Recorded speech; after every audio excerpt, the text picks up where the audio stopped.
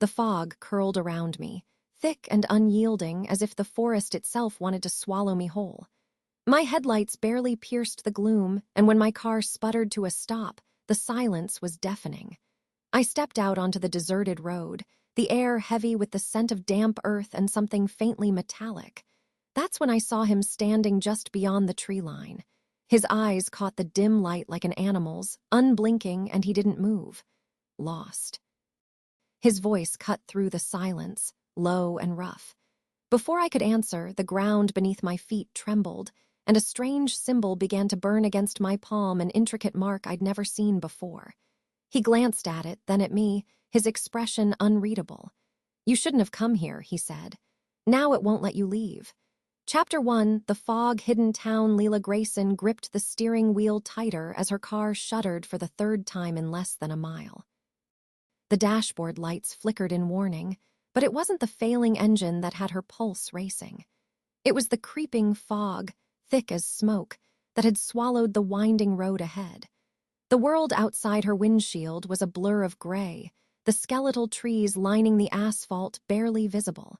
She had been driving for hours, her playlist long forgotten in the background as she chased some semblance of peace through the open highway.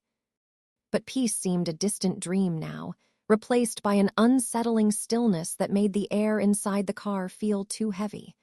"Come on," she muttered, her voice trembling as she pressed the gas pedal. The car protested with a groan, the engine sputtering before it gave out entirely. The silence that followed was deafening. Leela sat frozen for a moment, gripping the wheel as if it could magically bring the car back to life. But the vehicle remained dead, stranded in the middle of a road that looked like it hadn't seen traffic in years. She exhaled sharply, her breath fogging up the glass. This was not the escape she'd imagined when she'd packed up her life in the city. But then again, nothing about the last year had gone as planned. Sliding her phone out of her pocket, she stared at the screen in dismay. No service. Of course. "Perfect," she muttered, tossing the phone onto the passenger seat. There was nothing around, no gas station, no lights, just an endless stretch of fog and forest. She considered staying in the car, but the eerie quiet outside was suffocating. Grabbing her jacket, she stepped out into the cool night air. The fog swirled around her legs, damp and cold, as she took a tentative step onto the cracked asphalt. The only sound was the crunch of gravel beneath her boots. Ahead, the road disappeared into the haze, but faintly she could make out a weathered sign leaning precariously to one side. She walked toward it, squinting to read the faded letters "Welcome to Elderwood." A shiver ran down her spine, though she couldn't say why. The name felt familiar, like the whisper of a memory she couldn't quite grasp. She shook off the thought and turned back toward the car, only to find the fog thicker than before. It pressed in on all sides, swallowing the vehicle entirely. Her heart raced. She had no choice but to keep walking. The town had to be close if there was a sign, right? Leela followed the road, her footsteps echoing in the oppressive silence. The trees seemed to lean closer, their gnarled branches reaching for her like skeletal hands. The further she walked, the more she felt an inexplicable pull, as if something or someone was guiding her. After what felt like hours, the fog parted, revealing the faint outline of a town. Dim lights glowed in the distance, illuminating crooked rooftops and narrow streets. Elderwood looked as though it had been plucked from another era, its buildings weathered and worn by time. The air here was different, thicker, heavier, and charged with something she couldn't name. She passed a darkened diner, its windows fogged with condensation, and a general store with a flickering open sign.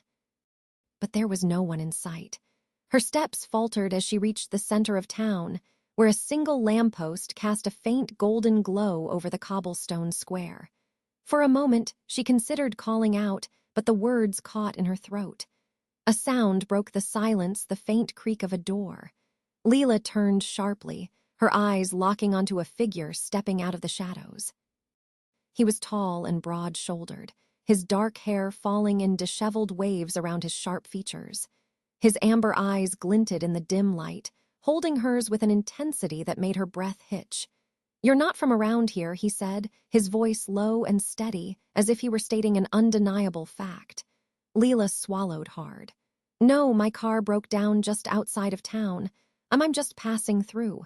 His gaze flicked over her, his expression unreadable. This isn't the kind of place people pass through. The words sent a chill down her spine.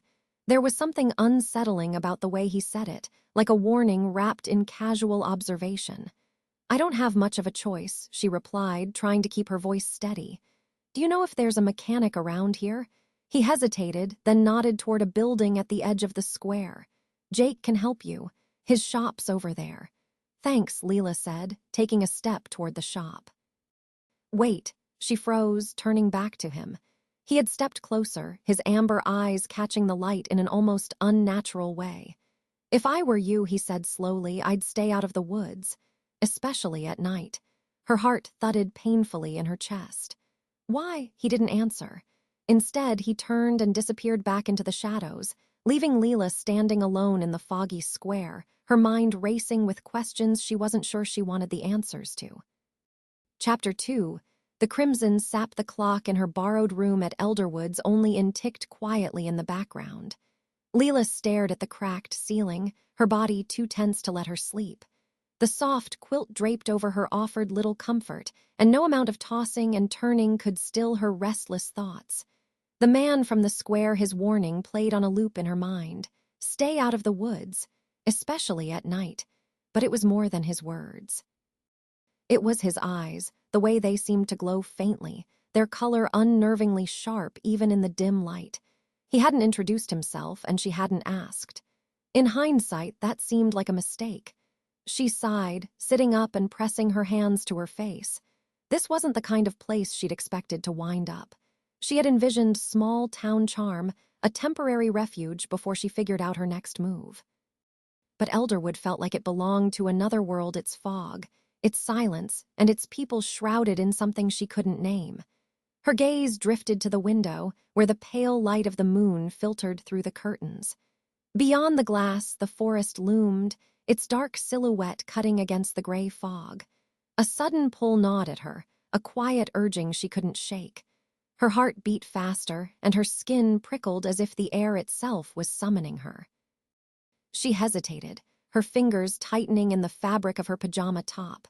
The man's warning echoed in her head, but something stronger, something deeper pushed her to her feet and toward the door. Moments later, Leela stepped outside, the chill night air brushing her skin. She hadn't bothered changing, throwing on only her jacket over her sleepwear. Her boots crunched on the gravel path as she moved, her breaths visible in the cold. The town was silent, as if it had slipped into some kind of stasis. The faint glow of the moonlight was her only guide as she left the streets behind, heading straight for the forest.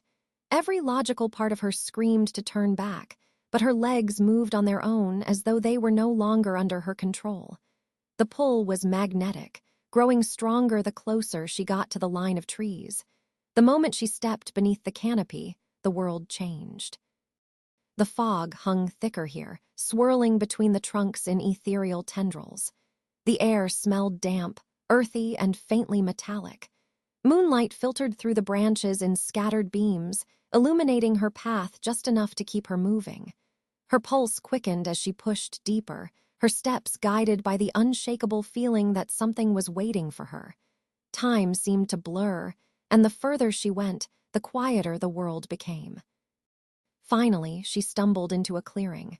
The sight stole her breath. At the center of the clearing stood a massive tree, its gnarled branches stretching skyward like frozen veins. Its bark was cracked and blackened, but what caught her attention was the sap. Thick and viscous, it oozed from the cracks, pooling at the base of the trunk. But it wasn't amber or gold like normal sap, it was red. Blood red. The sight was both mesmerizing and deeply unsettling. She took a cautious step closer, her boots sinking slightly into the damp earth. The sap seemed to glow faintly under the moonlight, its crimson color shimmering like liquid fire. Her hand lifted before she realized it, the pull intensifying with every second. She wanted to touch it, to feel its strange warmth against her skin. Her fingertips hovered just inches from the bark. "Don't touch it." The voice sent a jolt through her. She spun around, her heart leaping into her throat. He was there, the man from the square. He stepped out of the shadows, his amber eyes glowing brighter than before. His expression was hard, his jaw tight as he stared her down. "What are you doing here?" he demanded, his voice low and sharp. Leela swallowed, trying to steady her breathing. I don't know. I couldn't stay in town. I felt like something was pulling me here." His gaze flicked to the tree, his expression darkening. "That's exactly what it wants. What is it?" she asked, her voice trembling. His eyes snapped back to hers. "It's a curse," he said flatly, "one that doesn't take kindly to curiosity." She took a step back, her stomach twisting with unease. "A curse? What are you talking about?" Rowan, she didn't know why, but the name suddenly surfaced in her mind side, running a hand through his dark hair. "That tree is the reason this town is the way it is. It's ancient, powerful, and dangerous. If you touch it, if it marks you," his jaw clenched, "you'll never escape it." Her pulse thundered in her ears. "Marks me? What does that mean?" He hesitated, his eyes searching hers as if weighing how much to tell her. "The tree doesn't just leave you alone after that," he said quietly. "Once you're marked, you're tied to it, to this forest, to everything that comes with it."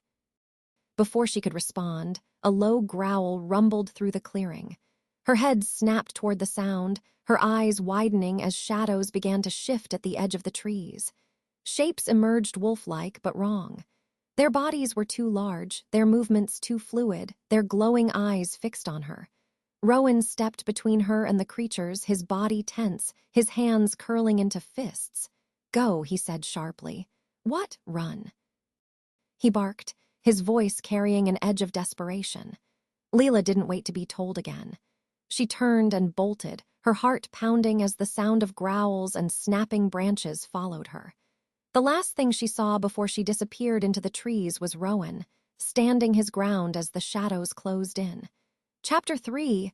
A town of secrets. The door to the inn creaked loudly as Leela slipped inside, her boots scuffing the worn wooden floor. Her breaths came fast and shallow, and she clutched her sides as if she could hold herself together. She hadn't stopped running until she reached the edge of town, the shadows and the growls chasing her in her mind. Her hands trembled as she leaned against the wall, trying to steady herself. The warm light of the lobby should have been comforting, but it wasn't enough to drive away the chill that clung to her skin. She felt exposed, like the forest was still watching her even though she was safe inside. Safe. Was she? Her thoughts were interrupted by the innkeeper's voice. "You all right, dear?" Leela's head snapped up. Mrs. Hawthorne, the elderly woman who ran the inn, stood behind the front desk, her brows furrowed in concern. She was small and round, with a kind face and hands that always seemed to be busy knitting something. "Yeah," Leela lied, her voice hoarse. "I just couldn't sleep. Thought I'd go for a walk." Mrs. Hawthorne's eyes lingered on her for a moment, sharp despite their age. "The woods aren't a good place to wander, especially at night," she said softly, her hands pausing in their knitting. Leela swallowed hard, nodding. "I figured that out."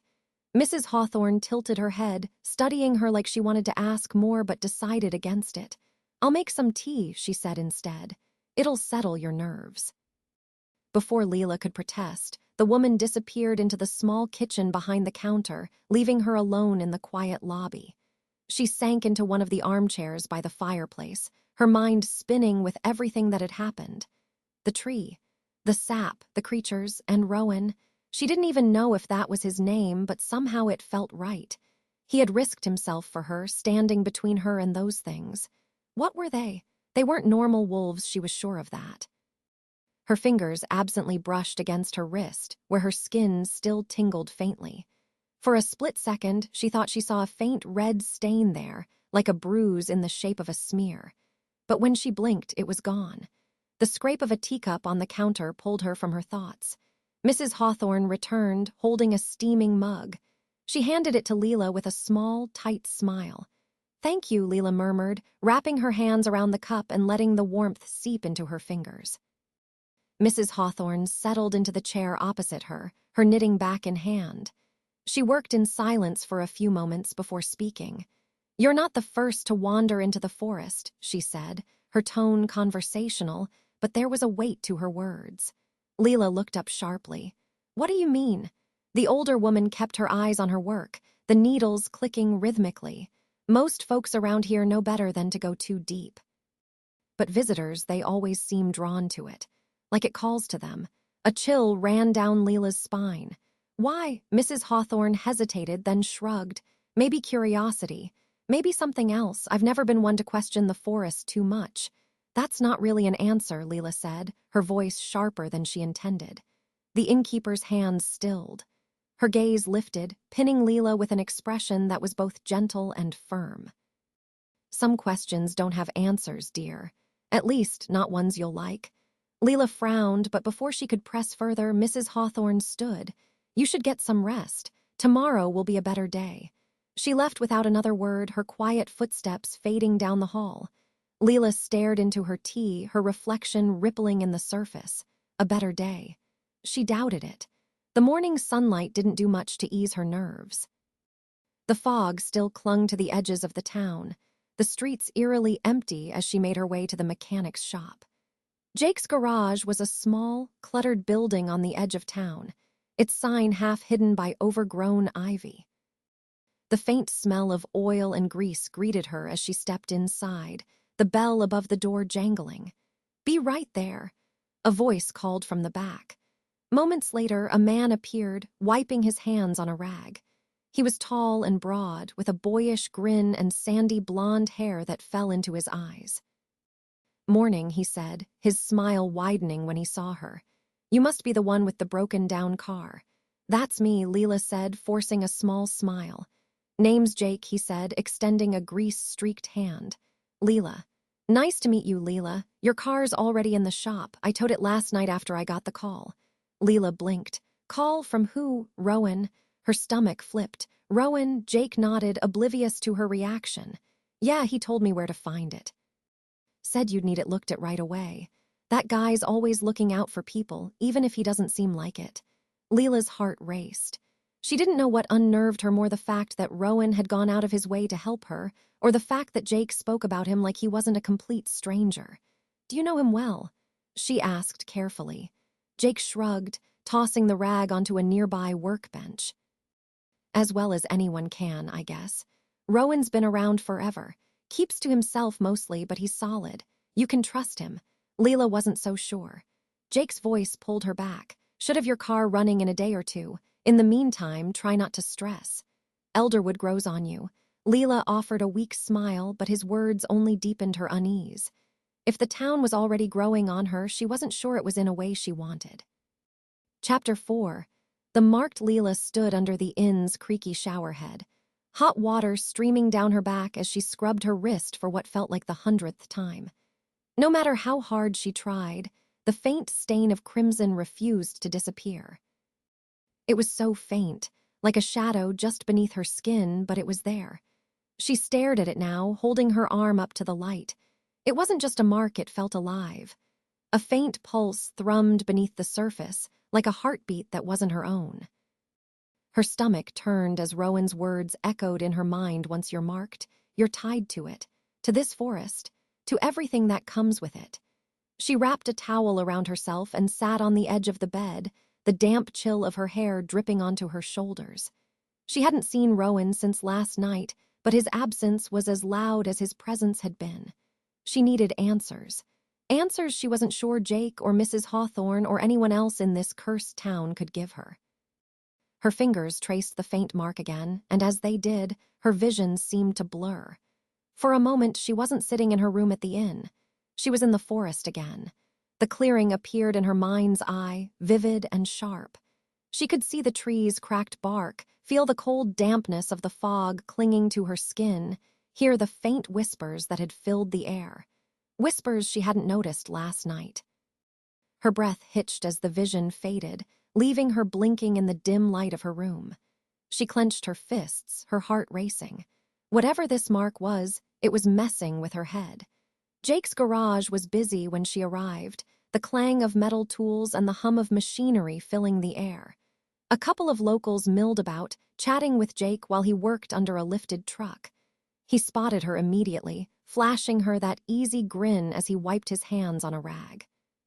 Hey, Leela, car's coming along. Another day, maybe less. Thanks, she said, though her voice lacked its usual warmth. She hesitated, then asked, do you know where I can find Rowan? Jake's brow furrowed slightly, his grin faltering.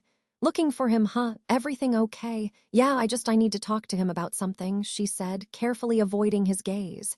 He studied her for a moment, then nodded toward the woods. He's usually out there. He's got this place, kind of deep in the forest. It's not easy to find, though. Of course it wasn't. She nodded. Thanks. Jake's hand shot out, catching her shoulder gently as she turned to leave. Leela. His voice was softer now, his expression serious. Be careful, all right? The forest, it's not like other places. And Rowan's not like other people. She forced a smile. I'll be fine. Jake didn't look convinced, but he let her go. The woods were different in the daylight, though not less eerie. The fog hung thinner now, sunlight breaking through the canopy in fractured beams. But the silence was the same, broken only by the crunch of her boots on the forest floor. Leela had no idea where she was going, but she kept walking, her instincts pulling her deeper. The faint tug on her wrist was back, a gentle but undeniable pull. She followed it, her unease growing with every step. It felt like hours before she finally stumbled upon a small clearing. Rowan stood at its center, his back to her as he worked at something near a crumbling stone structure. The remains of an old well, maybe, or part of a forgotten foundation. His dark hair was messy, his shoulders tense beneath a worn leather jacket. Rowan, she called, her voice cutting through the quiet. He froze, then straightened slowly, turning to face her. His amber eyes caught the light, flickering like fire. For a moment he didn't speak, just stared at her with an intensity that made her stomach flip. You shouldn't be here, he said finally, his tone clipped. You said that last night, she shot back, stepping closer. And yet here I am, and so are you. He sighed, dragging a hand through his hair. This isn't a game, Leela. I know that, she said, holding up her wrist. I think this makes it pretty clear, doesn't it? His gaze dropped to the faint mark, his jaw tightening. You touched it. I didn't mean to, she said defensively. I didn't even get that close. It just happened. That's how it works, he muttered, stepping closer. It doesn't need your permission. Her pulse quickened as he reached for her wrist, his fingers brushing against her skin. The contact sent a strange warmth through her, and for a moment the world around them seemed to fade. You feel it, don't you? He said quietly. She swallowed, nodding. What is it? What's happening to me? Rowan released her wrist, stepping back as if the touch had burned him. His eyes darkened, his expression unreadable. You're marked now. That means the forest sees you as one of its own. You're tied to it, to its rules, to its creatures. Her throat tightened. The creatures from last night, the ones that almost killed me. He nodded grimly. They won't stop. Not until they're sure you belong or until they're sure you don't. Leela's breath hitched. What does that mean? It means you're caught in the middle, he said. And if you don't learn how to survive, this forest will eat you alive. Her knees felt weak, but she forced herself to stand tall. Then teach me. Rowan blinked, taken aback. What? You said I have to survive, she said, her voice steadier now. So teach me how. For a long moment, he just stared at her, his eyes searching hers. Then he sighed, his shoulders sagging. You don't know what you're asking for. I don't care, she said firmly.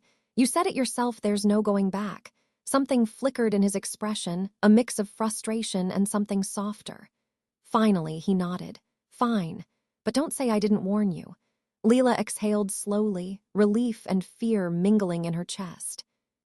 She didn't know what she'd just gotten herself into, but one thing was clear: Rowan was the only one who could help her now. Chapter 5, Shadows in the Woods. Rowan moved like a shadow through the trees, his steps silent, his posture tense. Leela struggled to keep up, every snapped twig and crunch of leaves under her boots making her feel clumsy in comparison. The late afternoon sun barely penetrated the canopy, leaving the forest steeped in twilight. Where are we going? She asked, breaking the heavy silence. Someplace safe, Rowan said over his shoulder, his tone clipped. Leela's chest tightened with irritation. You're going to have to be more specific than that. He stopped abruptly, spinning to face her. The sharpness in his amber eyes stole her breath. There's nowhere truly safe in these woods, he said. Not for someone like you. Someone like me. She snapped, crossing her arms. You're marked now, he said, his voice low. That means this forest owns a piece of you, whether you like it or not. And the things that live here, he gestured to the shadows creeping between the trees. They'll test you, push you, see if you're strong enough to survive. Her mouth went dry. And if I'm not, Rowan's jaw tightened. Then they'll finish what they started last night. The air seemed to grow colder around them. Leela wrapped her arms around herself, biting back the urge to demand more answers. Rowan clearly wasn't one for lengthy explanations. Let's keep moving, he said, his voice softening slightly. The longer we stay in one place, the more vulnerable we are. Leela nodded reluctantly, falling into step behind him. The forest grew darker as they walked, the faint light of the setting sun fading into a hazy gray. The deeper they went, the stranger the air felt. It wasn't just cold, it was heavy, thick with an energy that prickled against Leela's skin. Rowan seemed unaffected, his focus razor-sharp as he navigated the twisting paths with ease. Leela, on the other hand, stumbled more than once, her legs aching and her nerves fraying with every step. Do you ever stop for a break? She muttered after what felt like hours. We're almost there, Rowan said, glancing back at her. His gaze lingered for a moment, softening just enough to make her heart skip. You're doing better than most. Better than most what? Most people who are marked, he said simply. You're still standing. Before she could respond, a low growl rumbled through the trees. Leela froze, her blood turning to ice. What was that? Rowan didn't answer. He turned toward the sound, his body tensing like a predator scenting danger. The growl came again, louder this time, echoing through the forest. Shadows shifted at the edge of Leela's vision, their movements unnaturally fluid. Her pulse raced as the shapes grew clearer, hulking forms with glowing eyes that seemed to pierce the darkness. The creatures from last night. Stay behind me, Rowan said, his voice calm but firm. Leela barely had time to process his command before the creatures lunged. They were faster than she'd expected, their movements almost a blur as they closed the distance. Rowan moved just as quickly, stepping into their path with a ferocity that took her breath away. He didn't carry a weapon, not that she could see, but he didn't seem to need one. His hands moved with brutal precision, shoving one of the creatures back with enough force to send it crashing into a tree. Another snapped at his side, its teeth gleaming in the faint light, but Rowan dodged effortlessly, his movements fluid and controlled. Leela stumbled back, her chest heaving as she tried to keep track of the chaos. The creatures were horrifying up close, their bodies a grotesque mix of fur, muscle, and something unnatural.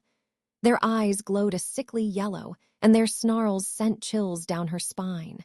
One of them broke away from Rowan, its attention snapping to her. Panic flared in her chest as it charged, its claws tearing into the ground. She scrambled backward, her hands grabbing for anything she could use to defend herself. Leela.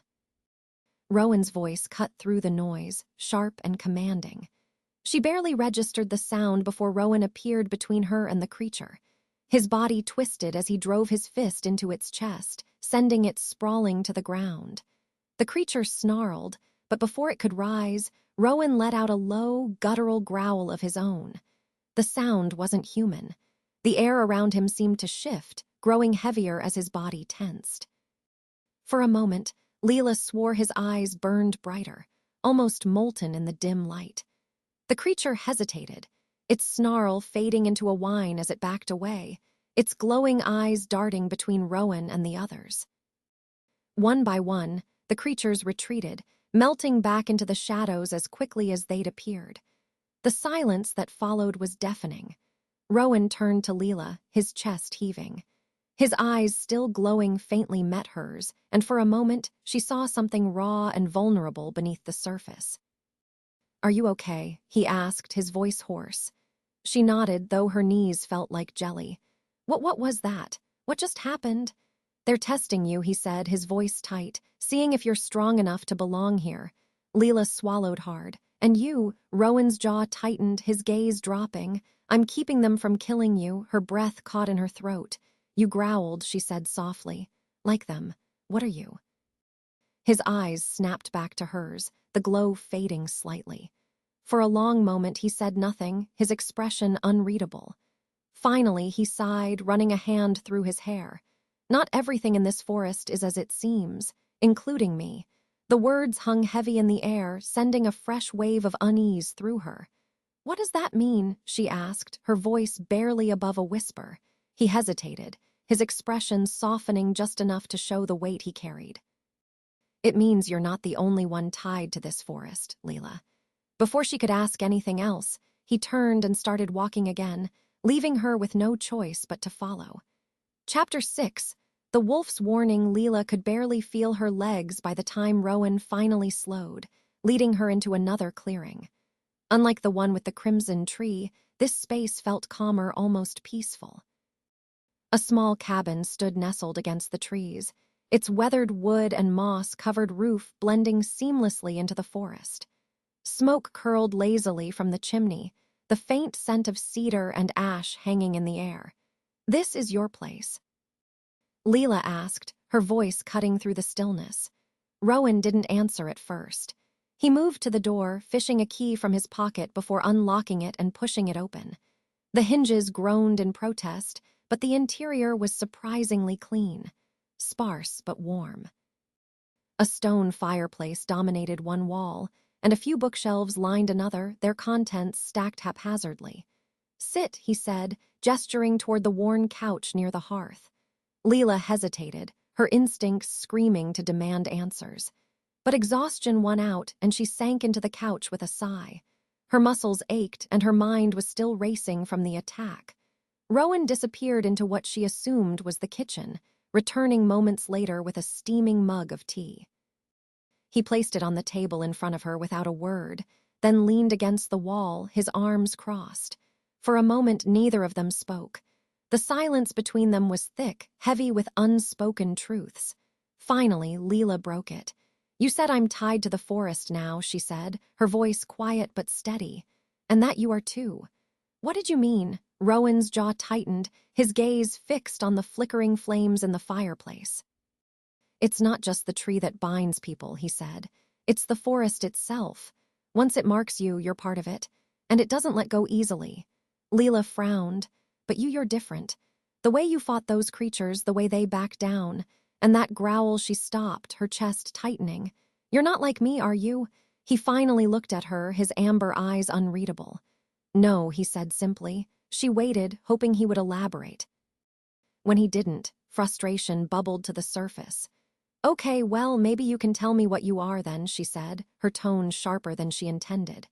"Because from where I'm standing, you don't seem completely human."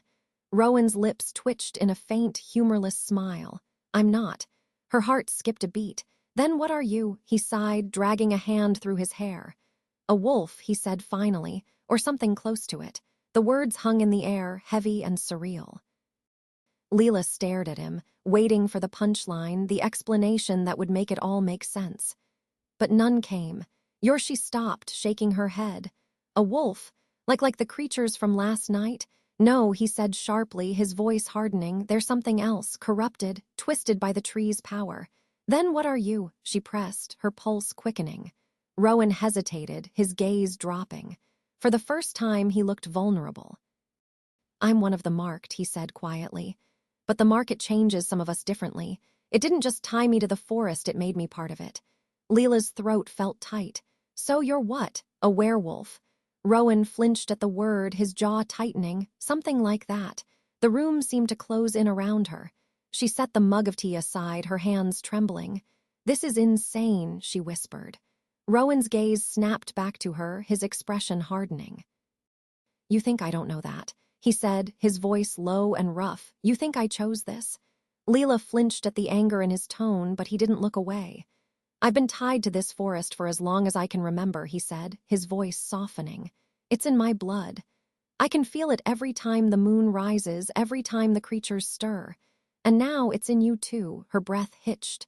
"I didn't ask for this." "Neither did I," he said, his voice barely above a whisper. The quiet between them felt heavier than before, the weight of his words sinking in. Leela leaned back, her mind spinning. "What happens now?" she asked finally. Rowan sighed, pushing off the wall and pacing to the window. "Now you learn to survive," he said. "The forest will keep testing you. It wants to know if you belong. If you don't," he trailed off, but the unspoken words were clear. She swallowed hard, her hands curling into fists. "So what do I do?" Rowan turned to her, his amber eyes gleaming with something she couldn't quite name. "You stay close to me," he said, "and you listen. If you don't, you won't make it out of this alive." Leela stared at him, her chest tightening with a mix of fear and determination.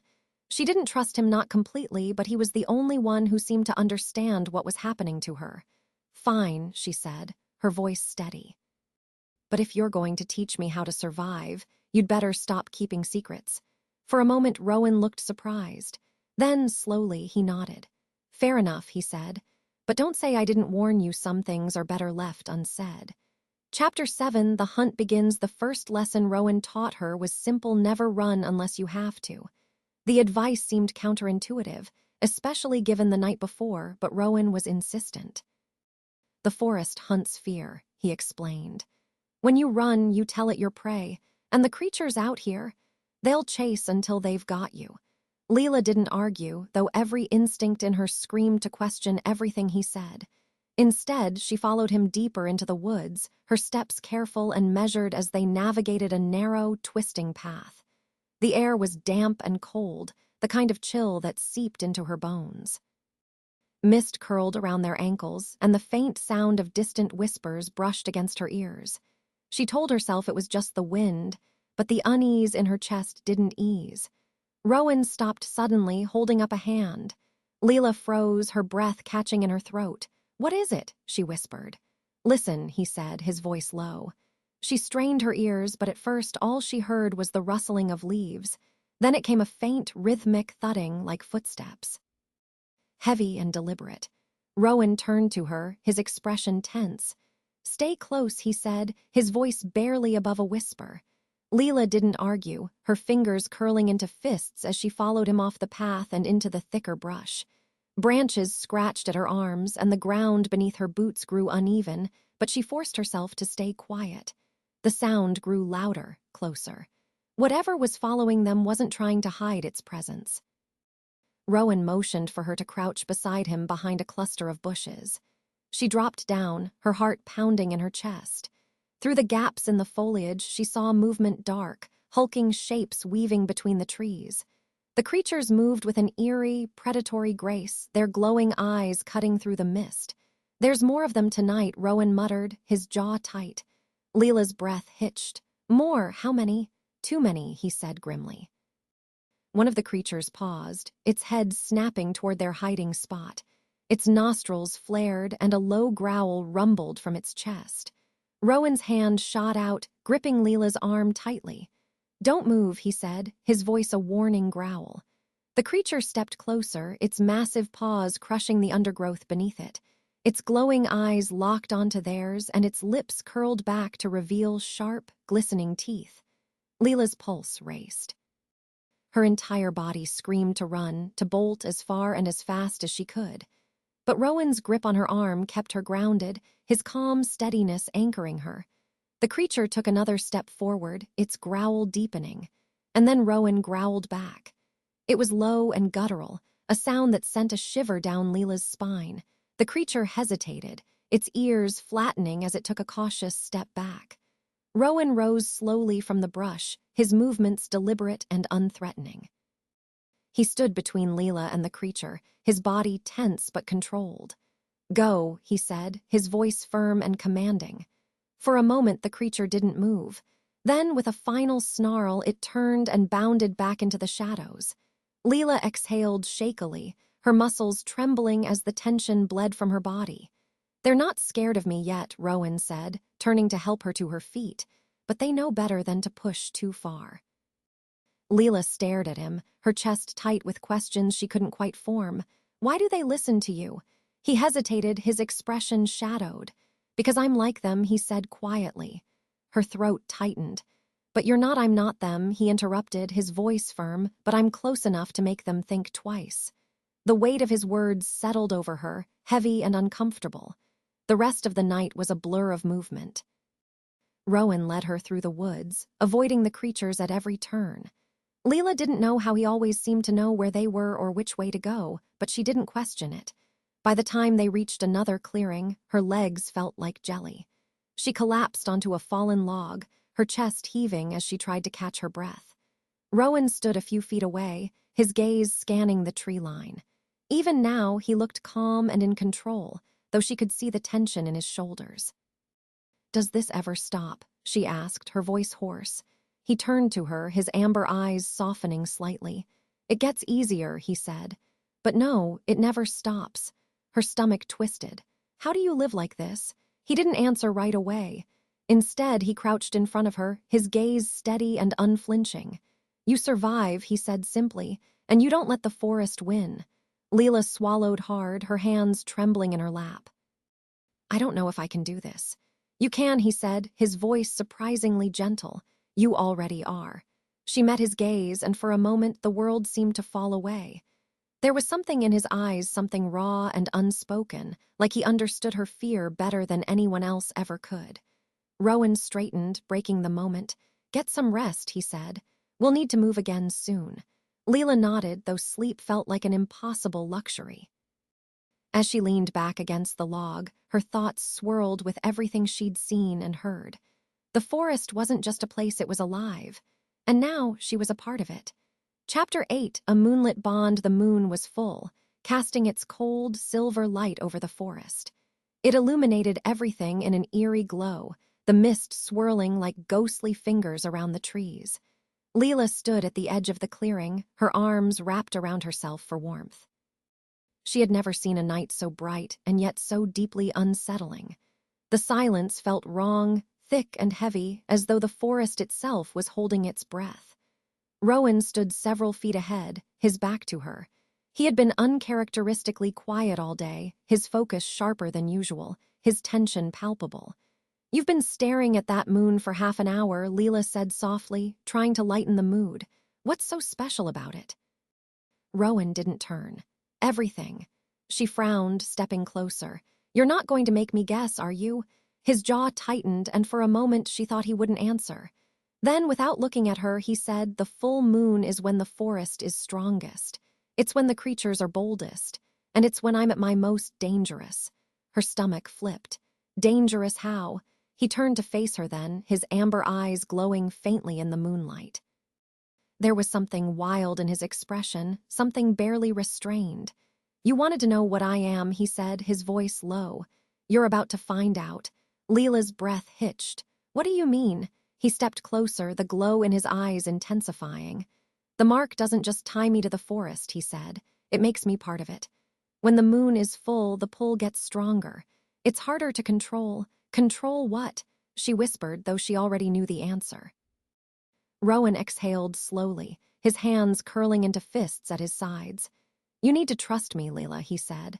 "No matter what you see tonight, you have to trust me." Her pulse raced.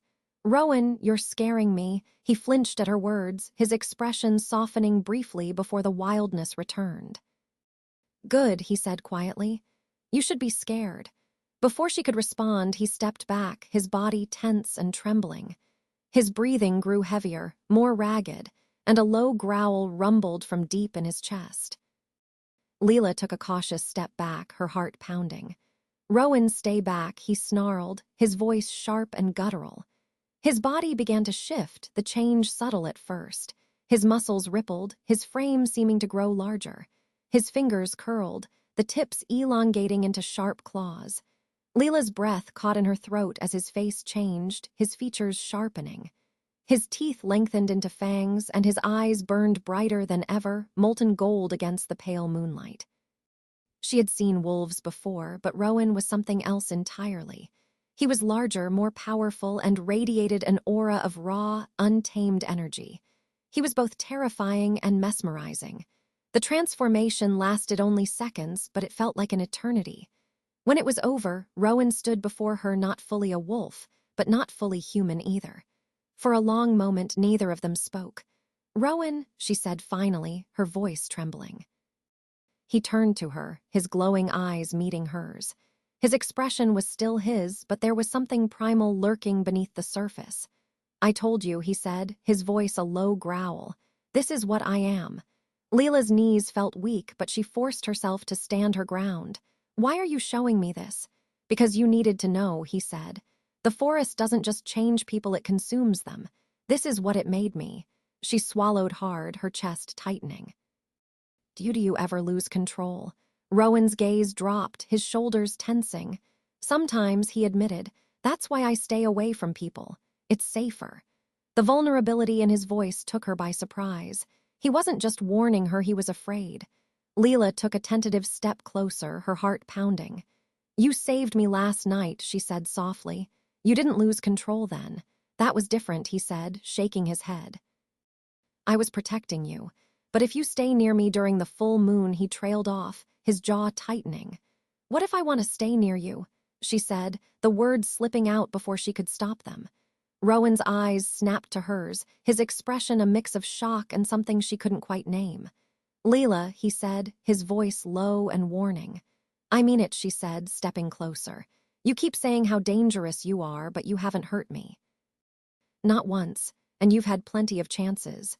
Rowan looked away, his claws flexing at his sides. You don't understand, he said. It's not just about me. The forest, it's always watching, always waiting. If it thinks I'm weak, it'll turn on me, on us. Then we don't let it, she said, her voice firm. He let out a low, humorless laugh. It's not that simple. Maybe not, she said, her voice softening, but I trust you, Rowan. And I'm not running. His gaze snapped back to hers, and for a moment the wildness in his eyes softened. He looked at her like she was something fragile, something he didn't deserve but couldn't let go of. The moment stretched between them, the forest around them holding its breath. Then don't, he said finally, his voice barely above a whisper. Leela exhaled slowly, the tension in her chest easing just enough for her to breathe again. She didn't fully understand what was happening between them, but she knew one thing for certain: she wasn't afraid of him. Not anymore. Chapter 9, the mechanic's smile, the sunlight streaming through her window, was weak, barely breaking through the endless fog that blanketed the town. Leela sat on the edge of her bed, staring at the mark on her wrist. It was clearer now, its faint crimson hue deepening as though it were alive. She tried not to think about last night, the way Rowan had shifted, his molten amber eyes burning under the moonlight, his voice threaded with both power and pain. The memory lingered like a shadow, no matter how hard she tried to focus on anything else. Rowan had left her at the edge of the forest just before dawn, his usual gruff demeanor reasserting itself. Go back to town, he'd said. Act normal. Stay out of trouble. Normal. That was laughable at this point. Still, she had little choice. Her car was almost fixed, and once it was, she could what? Leave, drive away, and pretend none of this had ever happened. The thought left a hollow ache in her chest. She didn't want to admit it, but part of her didn't want to leave. Not yet. Not when Rowan still felt like a puzzle she was desperate to solve. The bell above the garage door jingled as Leela stepped inside, the familiar scent of motor oil and grease meeting her. Jake was bent over the hood of a car, his sandy blonde hair sticking up in all directions. Morning, he called without looking up. Morning, Leela replied, her voice carrying more cheer than she felt. Jake straightened, wiping his hands on a rag as he turned to face her. His smile was warm and easy, the kind of smile that could disarm anyone. Your car's just about ready, he said, nodding toward the corner where her car sat on a lift. I just need to replace one more part and you'll be good to go. Leela forced a smile. Thanks, you've been a lifesaver. Just doing my job, Jake said with a shrug, though his grin widened. You're not the first person to get stranded out here. This town has a way of holding on to people longer than they planned. Her stomach twisted. Yeah, I've noticed. Jake tossed the rag onto the workbench, leaning against it as he studied her. You seem different today. Everything okay? Leela hesitated, her fingers brushing against the mark on her wrist. Yeah, just didn't sleep well. He nodded, his gaze lingering on her for a moment longer than necessary. Well, if you ever need to talk, I'm here. This place can get lonely if you're not used to it. Thanks, she said, though something about his words put her on edge. Jake's smile faltered slightly, and he tilted his head. You've been spending a lot of time with Rowan, haven't you? Her heart skipped a beat. Why? Jake shrugged, but his smile didn't quite reach his eyes. Just curious. He doesn't usually take much interest in visitors. What do you mean? He's complicated, Jake said carefully, keeps to himself, but he's not exactly the friendly type. People around here tend to avoid him. Leela frowned. Why? Jake hesitated, his easy demeanor slipping. He's been around a long time, he said finally. Longer than most of us. And people talk. You know how small towns are. Her stomach churned. She didn't know what bothered her more, the implication that Rowan was somehow dangerous, or the fact that Jake was so quick to bring it up. You don't like him, she said, her voice firmer than she intended. Jake held her gaze for a moment, then sighed. It's not about liking him or not. Rowan's tied to this town in ways most people don't understand, and that's all I'll say about it. Before she could press him further, the bell above the door jingled again. Both of them turned as a woman entered, her dark hair pulled back into a sleek ponytail. She was tall and poised, her sharp green eyes sweeping the room before landing on Leela. You must be the girl everyone's talking about, the woman said, her voice smooth and confident. Leela blinked. Excuse me. The woman's red lips curved into a smile. You've made quite the impression, she said, stepping closer. People don't just wander into Elderwood by accident, and they certainly don't get marked by the forest unless there's a reason. Jake stiffened, his jaw tightening. Talia, he said sharply, this isn't the time or place. Talia ignored him, her gaze never leaving Leela. You have no idea what you've stepped into, do you? Leela's pulse quickened. And you do. Oh, I know more than you think, Talia said, her smile widening. But don't worry. You'll figure it out soon enough. Jake stepped between them, his expression hard. That's enough, Talia. She sighed dramatically, tossing her hair over her shoulder. Fine, I'll leave the little lost lamb alone for now. With one last glance at Leela, Talia turned and strolled out of the garage, the bell jingling behind her. What the hell was that about? Leela demanded, her nerves frayed. Jake rubbed the back of his neck, avoiding her gaze. Talia's complicated. Don't pay her any mind. She knew about the mark, Leela said. How? Jake didn't answer right away. When he finally looked at her, his expression was serious. This town has its secrets, Leela. Some people like Talia know more than they should. And you? Jake hesitated, his easy smile returning, though it didn't reach his eyes. I just fix cars. Leela didn't believe him for a second. That night, as she lay in bed, Leela couldn't stop replaying the day's events in her mind. Jake's cryptic words, Talia's knowing smile, Rowan's warnings, they all swirled together in a chaotic mess that left her head spinning.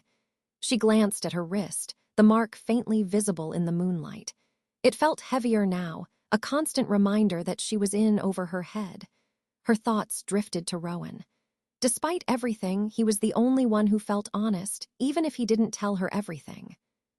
He had saved her, stood by her, and shown her a part of himself that he clearly didn't share with others. But Jake's words haunted her. Rowan's tied to this town in ways most people don't understand. Leela turned onto her side, staring at the faint shadows on the wall. She didn't know who to trust or if trust was even an option anymore. The only thing she knew for sure was that the deeper she got into Elderwood's secrets, the harder it would be to leave. Chapter 10. The forest's curse. The rain started just after dawn, a light drizzle that soon turned into a relentless downpour. Leela sat by the window of her room at the inn, watching the drops streak across the glass. The gray sky mirrored her mood, the weight of everything pressing down on her shoulders. She couldn't stop thinking about Talia's cryptic words, you'll figure it out soon enough. What did Talia know about the mark? About Rowan? About the forest? The questions circled endlessly in Leela's mind, and every time she tried to piece them together, she hit the same wall of frustration. With a sigh, she stood and grabbed her jacket.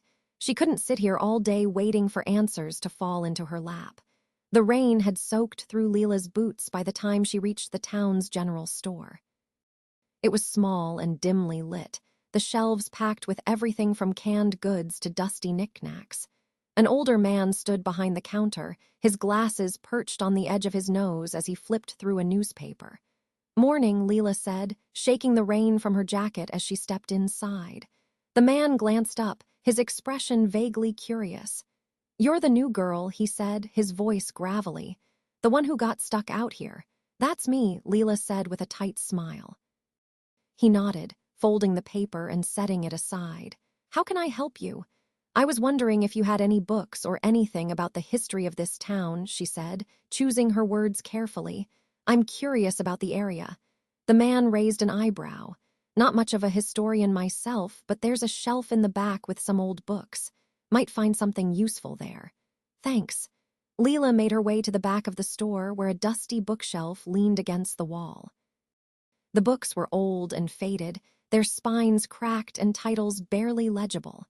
She ran her fingers over them, her eyes scanning the worn covers. Most of them were useless old cookbooks, local wildlife guides, and outdated almanacs. But one book caught her attention.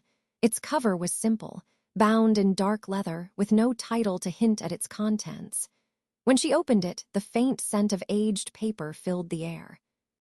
The first few pages were handwritten, the ink faded but still legible. It wasn't a book, she realized, it was a journal. Back in her room at the inn, Leela flipped through the journal, her heart racing. The entries were scattered and disjointed, some barely more than a few sentences.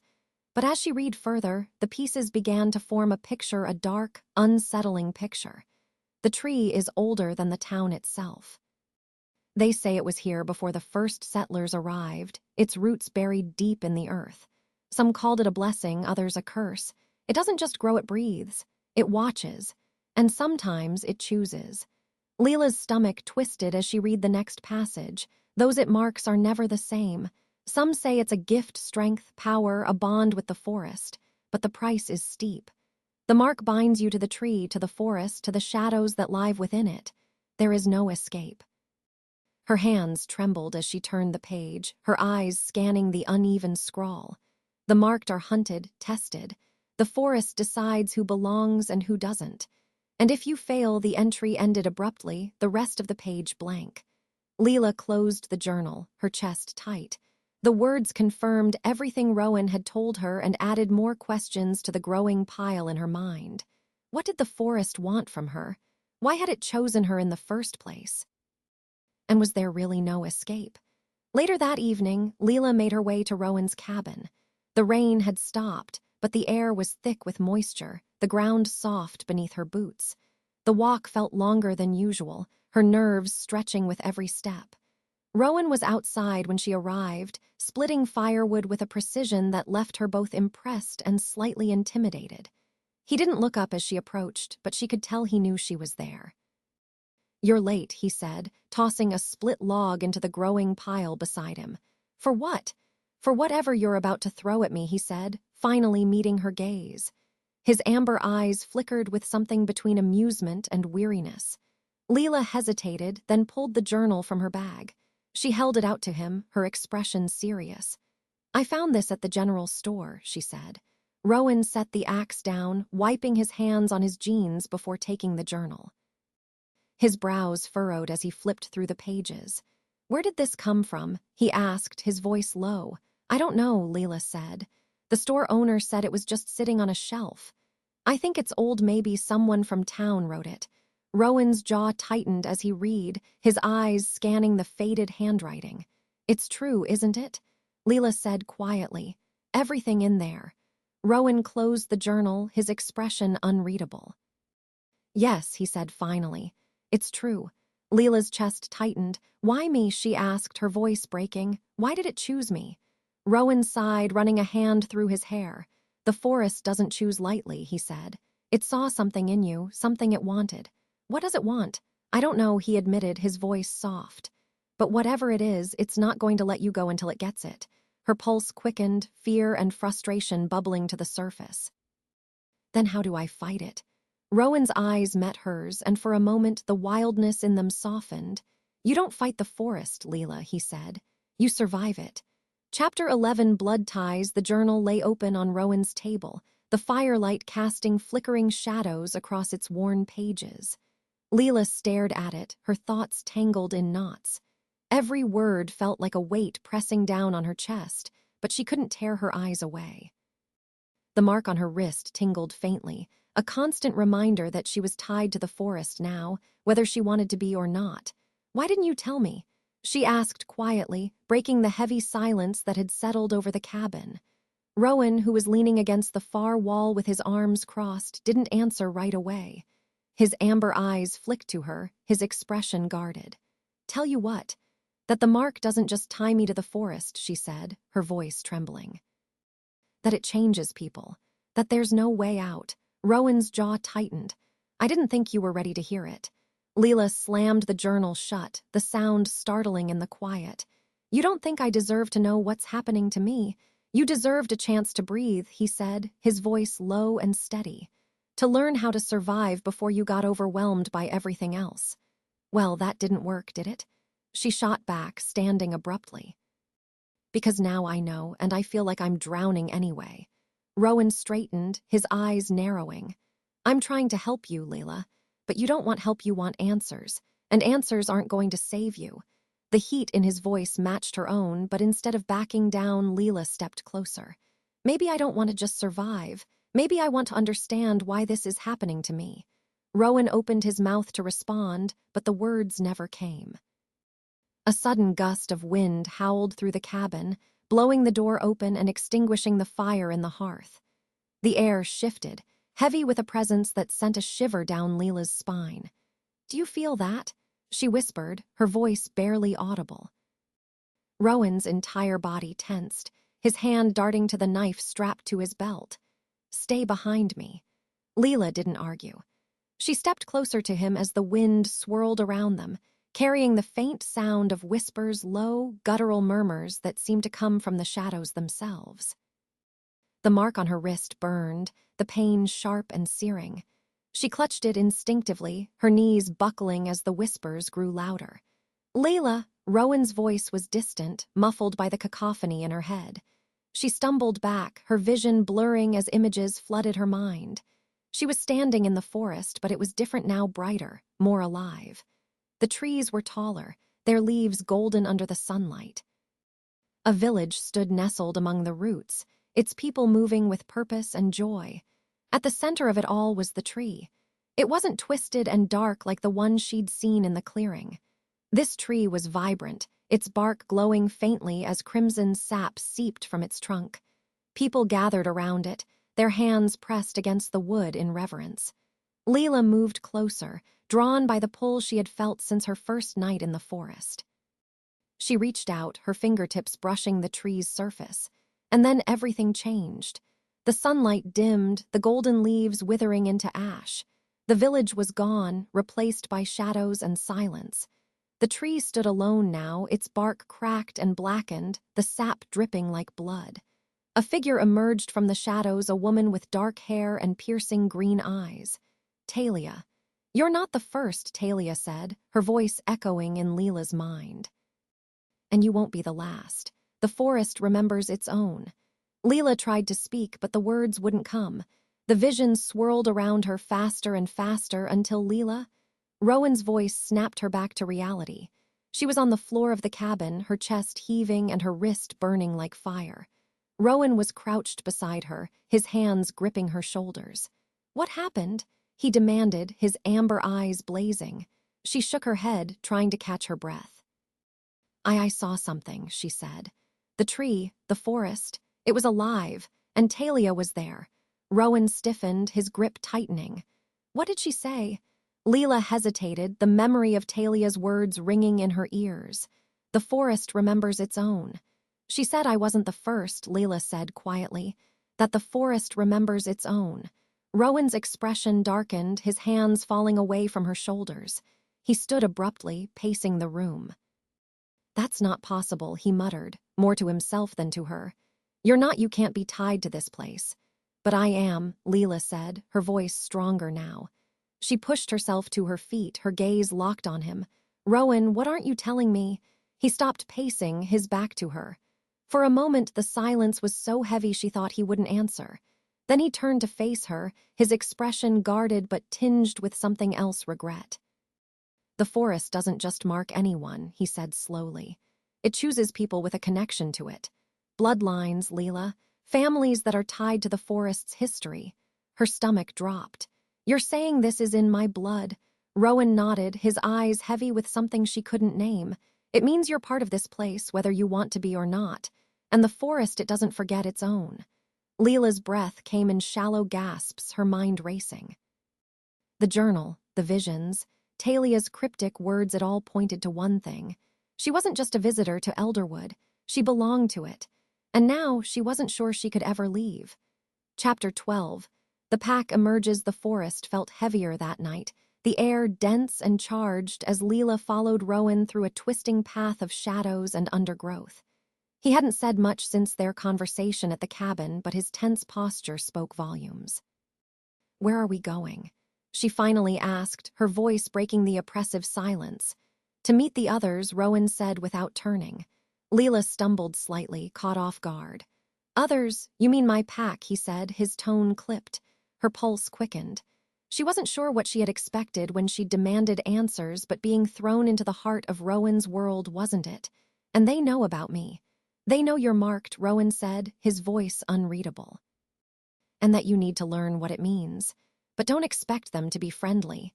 "Great," Leela muttered under her breath. The path widened suddenly, opening into a clearing lit by the faint glow of the moon. Leela's breath caught as she took in the sight before her. 5 figures stood in a loose circle near the center of the clearing. They were human, but something about them was off. Their movements were too fluid, their presence too commanding. Like Rowan, they seemed to carry the weight of the forest in their very bones. The tallest of the group stepped forward, his sharp green eyes locking onto Leela. He was broad-shouldered and imposing, his dark hair streaked with silver at the temples despite his youthful face. "So this is her," he said, his voice smooth but laced with an edge. Rowan moved to stand slightly in front of Leela, his posture protective. "This is Leela," he said. "She's new, and she's still figuring things out." The man smirked, his gaze raking over her. "Figuring things out, huh? Well, she's got a long way to go." "Don't," Rowan said sharply, his tone carrying a warning. The man raised an eyebrow but didn't press further. He turned to Leela, his expression unreadable. "I'm Cade," he said, "the one Rowan calls when he needs someone to clean up his messes." "I'm not a mess," Leela shot back before she could stop herself. Cade's smirk widened, and a few of the others exchanged amused glances. Rowan sighed, running a hand through his hair. "She's not a mess," Rowan said, his tone tight. "She's marked. That's all you need to know." "Marked and feisty," Cade said, folding his arms. "This should be interesting." Leela's cheeks burned, but she kept her mouth shut. The last thing she needed was to make more enemies. One of the other figures stepped forward, a woman with fiery red hair that gleamed under the moonlight. Her expression was softer than Cade's, though her pale blue eyes held their own edge. "I'm Eli's," she said, her voice calm but firm. "Don't mind Cade. He likes to test people." "I've noticed," Leela muttered, earning a chuckle from Eli's. The rest of the group introduced themselves briefly. Wes, a wiry man with a sly grin, Taran, whose stoic expression made her unreadable, and Caleb, the youngest of the group, whose quiet demeanor reminded Leela of Rowan. But even as they spoke, Leela felt their eyes on her, sizing her up, judging her. "You said she's marked," Eli's said, turning to Rowan. "How bad is it?" Rowan hesitated, his gaze flicking to Leela. "The forest chose her," he said. "She's tied to it now, but there's more to it than that." Cade's smirk faded, replaced by a more serious expression. "More how?" "She's connected to it," Rowan said, "through blood." The clearing fell silent. "That's not possible," Eli's said, her voice sharp. "It's what she saw," Rowan said. "What Talia told her." At the mention of Talia, the tension in the clearing thickened. Eli's lips pressed into a thin line and Cade's expression darkened. "Talia's playing games again," Cade muttered. "She always knows more than she lets on." "And she's never been wrong about the forest," Rowan said, his tone grim. Leela shifted uncomfortably under their scrutiny. "I'm standing right here, you know," she said. Cade let out a low chuckle. "We noticed." Eli's shot him a warning look before turning back to Leela. "If Talia's right and your blood is tied to the forest, that changes everything," she said. "It means the forest didn't just choose you, it's reclaiming you." "Reclaiming me?" Leela repeated, her stomach twisting. Elise nodded. The forest has its own way of keeping what it considers its own. If it marked you because of your bloodline, it won't stop until it's taken you completely. The words sent a chill down Leela's spine. She looked at Rowan, hoping for reassurance, but his expression was as grim as Elise's. "What do I do?" Leela asked, her voice shaking. "You survive," Rowan said, "and you fight." Cade snorted. Easier said than done. Rowan shot him a glare before turning back to Leela. "You'll train with me," he said firmly. "I'll teach you how to handle the forest, how to keep it from overwhelming you. And if the pack decides to help, so much the better." Cade raised an eyebrow. "And if we don't?" "Then I'll do it alone," Rowan said, his voice hard. The tension between the two men crackled like static, but before Cade could respond, Elise stepped between them. "We'll help," she said, her voice leaving no room for argument. Cade sighed, his shoulders relaxing slightly.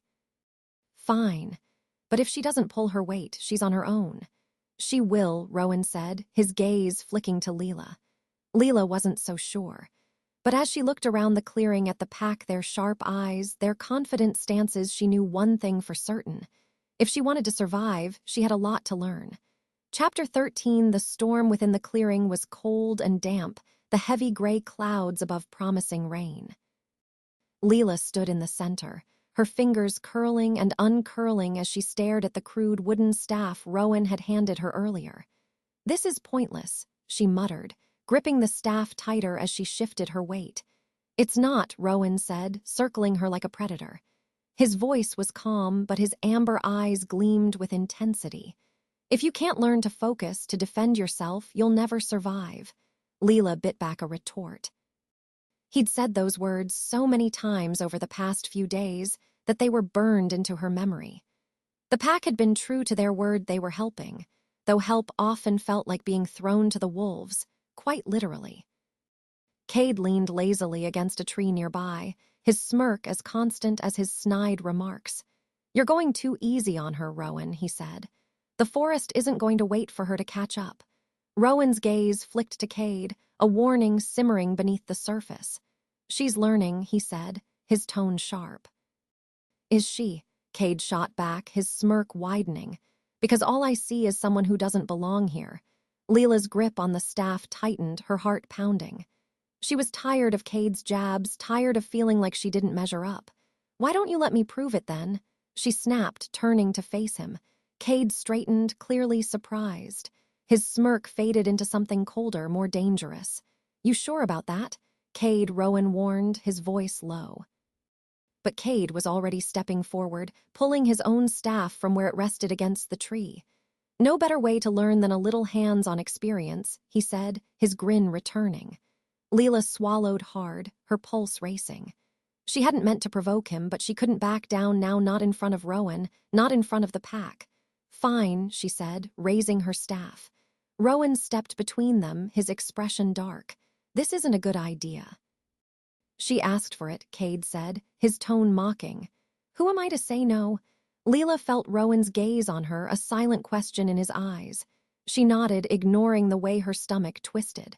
"All right," Rowan said reluctantly, stepping back, "but don't push her too far." Cade grinned. "No promises."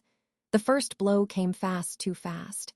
Cade's staff slammed into Leela's with enough force to send a jolt up her arms.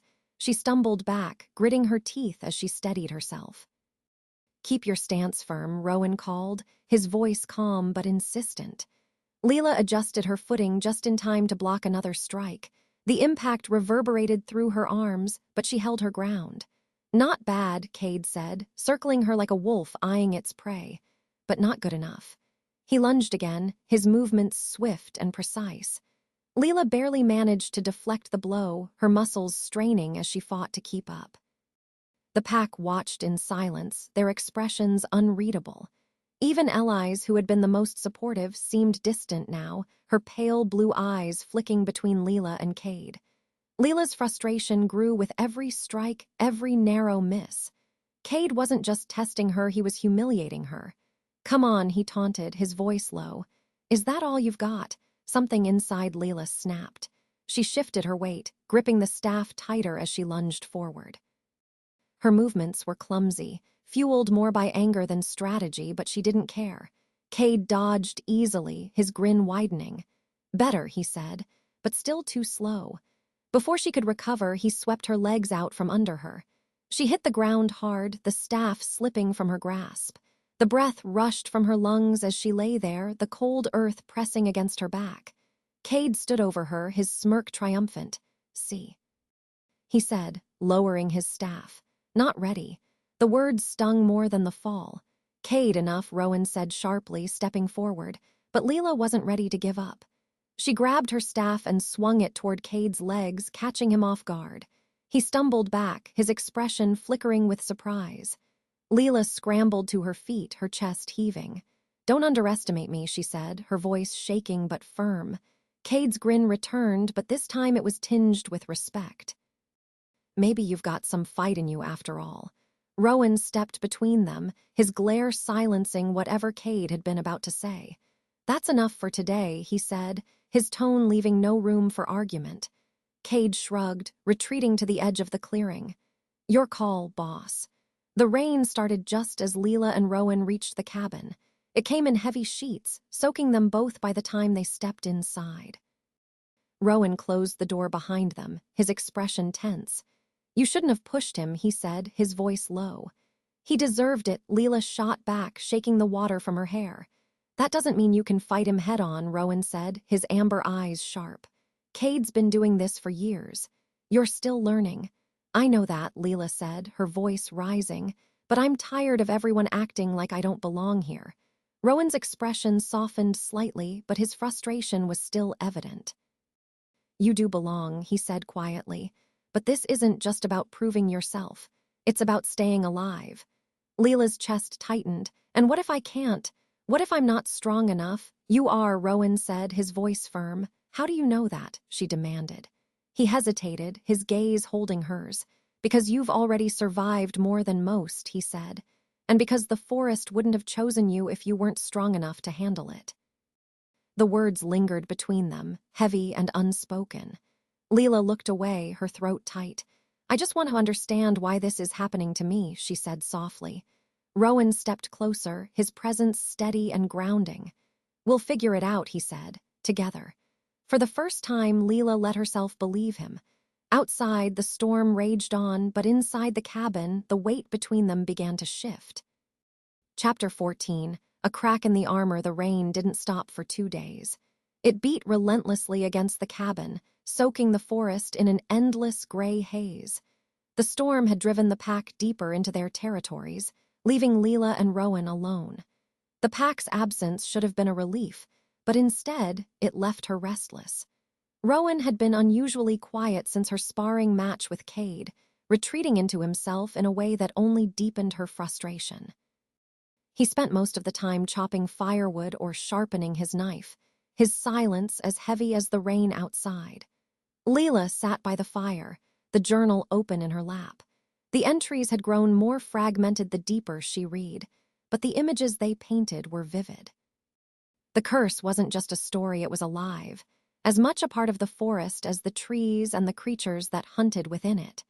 Her fingers traced the mark on her wrist, its faint crimson glow visible, even in the dim light.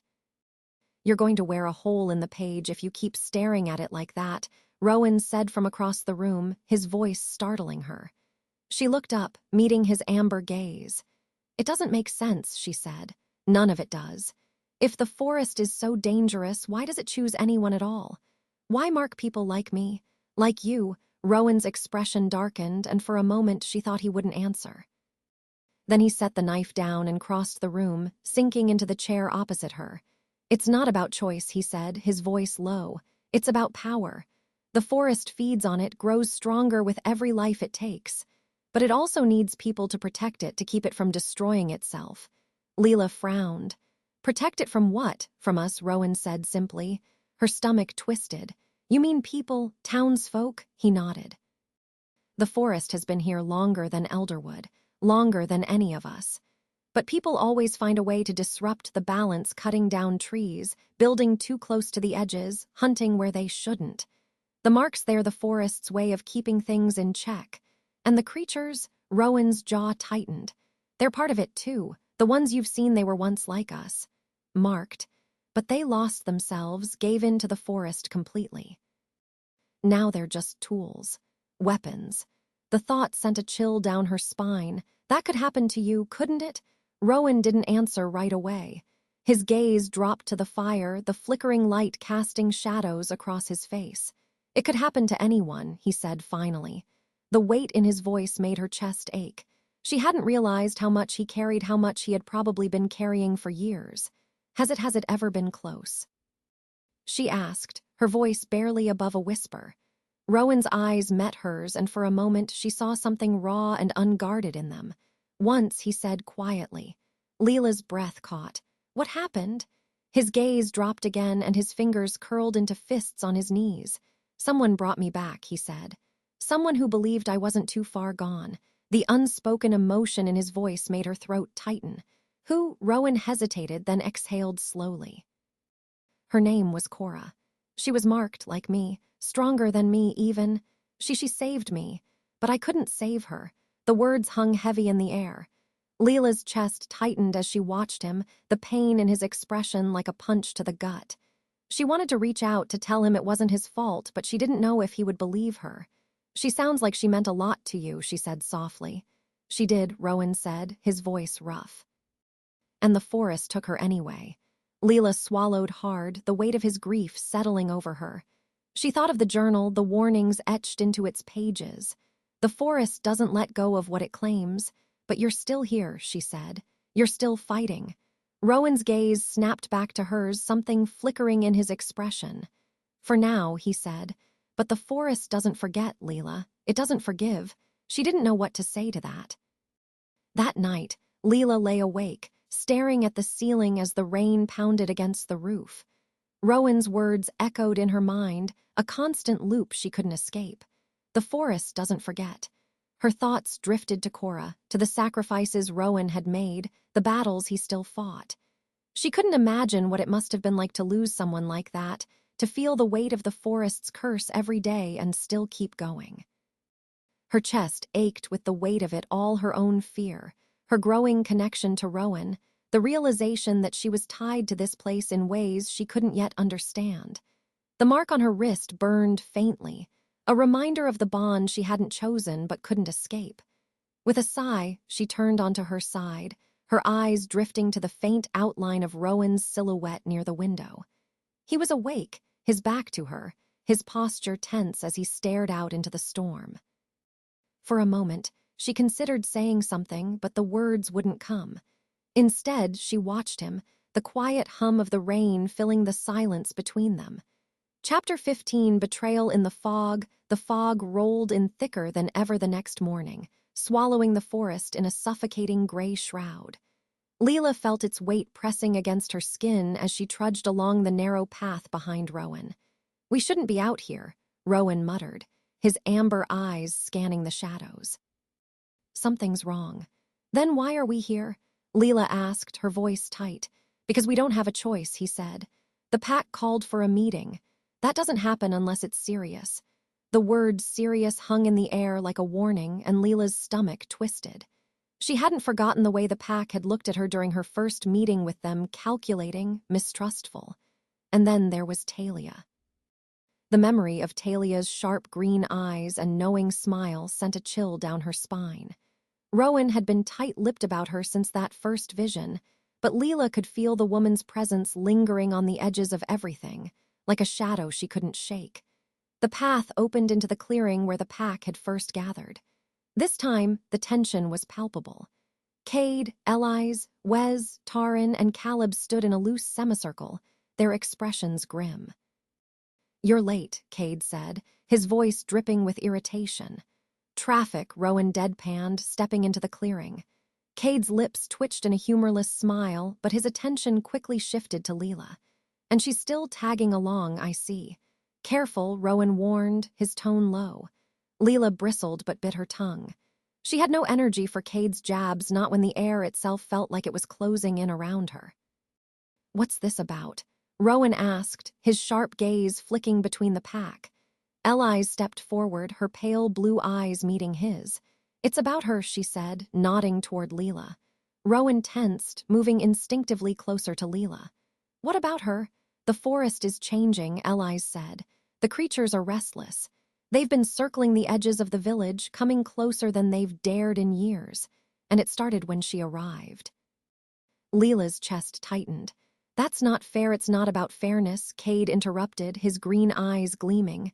It's about survival. The forest marked you. You brought this on all of us.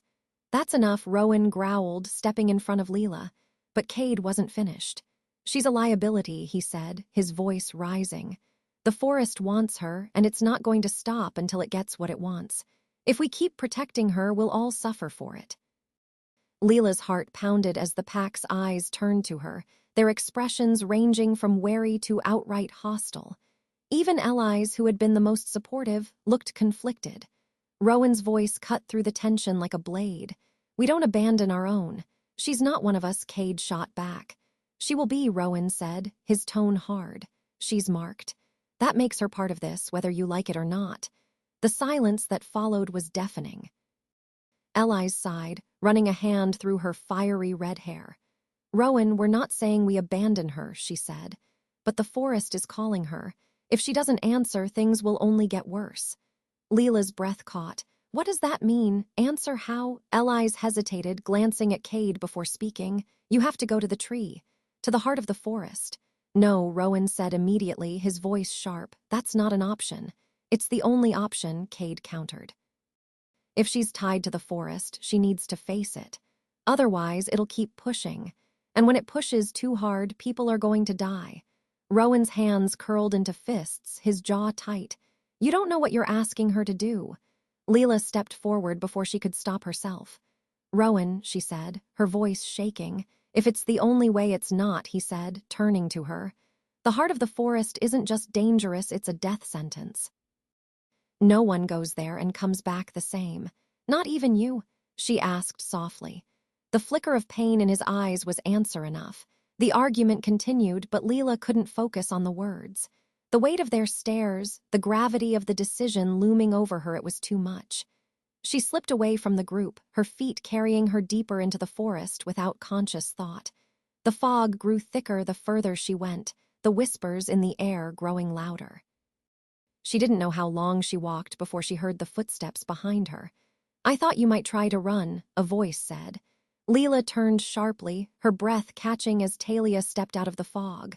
Her sleek black coat clung to her like a second skin, and her green eyes gleamed with something unreadable. I wasn't running, Leela said, though her voice lacked conviction. Of course not, Talia said with a smirk. She stepped closer, her gaze flicking to Leela's wrist. It's growing stronger, isn't it? The mark. Leela instinctively covered her wrist with her hand. What do you want to help? Talia said, her voice smooth. Leela scoffed. Forgive me if I don't believe that. Talia's smile widened, but there was no humor in it. Believe what you want, little lamb, but the pack isn't going to protect you forever. Sooner or later, they'll have to choose between you and their own survival. Leela's stomach twisted. And you think you're any different? Talia tilted her head, studying her. I know what it's like to be marked, to be hunted. And I know the forest better than anyone else here. Then tell me what to do, Leela said, her voice rising. If you know so much, tell me how to fix this. Talia's smile faltered, her gaze growing sharper. Fix it, she said. You don't fix the forest, Leela. You let it consume you, or you burn with it. The words struck her like a blow, leaving her breathless. Before she could respond, Talia stepped back into the fog, her figure fading like a wisp of smoke. When Leela returned to the clearing, Rowan's expression darkened. Where were you? He demanded. She hesitated, her mind spinning with Talia's words, just clearing my head. Rowan didn't look convinced, but he let it drop. The tension between them felt thicker than the fog, and as the pack's eyes bore into her, Leela realized something she hadn't wanted to admit. The forest wasn't just testing her. It was tearing them all apart. Chapter 16, The Bound and the Free. The forest was deathly silent. Not even the wind stirred the leaves as Leela walked, her steps careful and deliberate. Rowan was ahead of her, his movements fluid but tense, like a predator on high alert. You shouldn't be doing this, he said for the third time that morning, his voice low and strained. Leela tightened her grip on the small satchel Elise had given her. It was filled with herbs and charms the pack swore would help protect her, though they hadn't explained how. "You know it's the only way," she said, trying to keep her voice steady. "It's not," Rowan said sharply, turning to face her. "We can figure out another way." "We don't have to, Rowan," she interrupted, her eyes locking with his. "If we wait, more people will die. The pack, the town, they're already blaming me for what's happening. If I don't face this, they'll turn on me. You know they will." His jaw clenched, and for a moment she thought he might argue. But then he exhaled sharply, his shoulders sagging. "You don't understand what you're walking into," he said, his voice softer now. "Then help me understand," she said. "Tell me what's at the heart of the forest. What am I supposed to do when I get there?" Rowan hesitated, his amber eyes flicking to the shadows that surrounded them. "The heart of the forest is alive," he said finally. "It's where the curse began. The tree, the creatures, the marks, it all comes from there. So I just confront it," she asked, her stomach twisting. "It's not that simple," Rowan said. "The heart doesn't just test you, it changes you. It forces you to face the parts of yourself you don't want to see." "What does that mean?" Rowan looked away, his hands curling into fists. "It means if you're not strong enough, it will break you. And if it doesn't break you, it will take you." The weight of his words settled heavily on her chest. She had known this would be dangerous, but now it felt like she was walking into something far worse than she had imagined.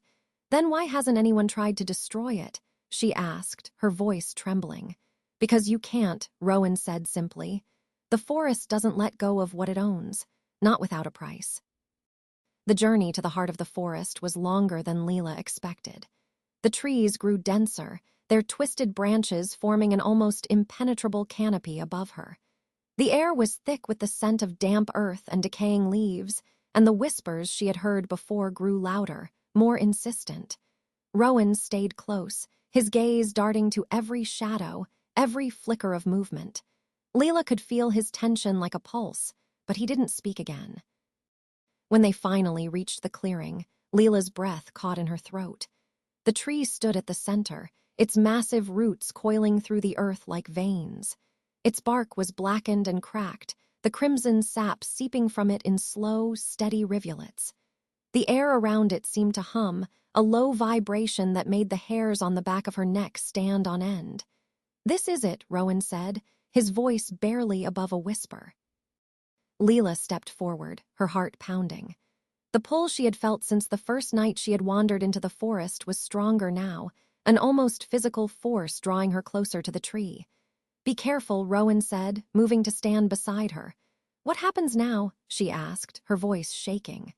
Rowan hesitated, then reached into his jacket and pulled out a small dagger. Its blade gleamed in the faint light, etched with strange, intricate symbols.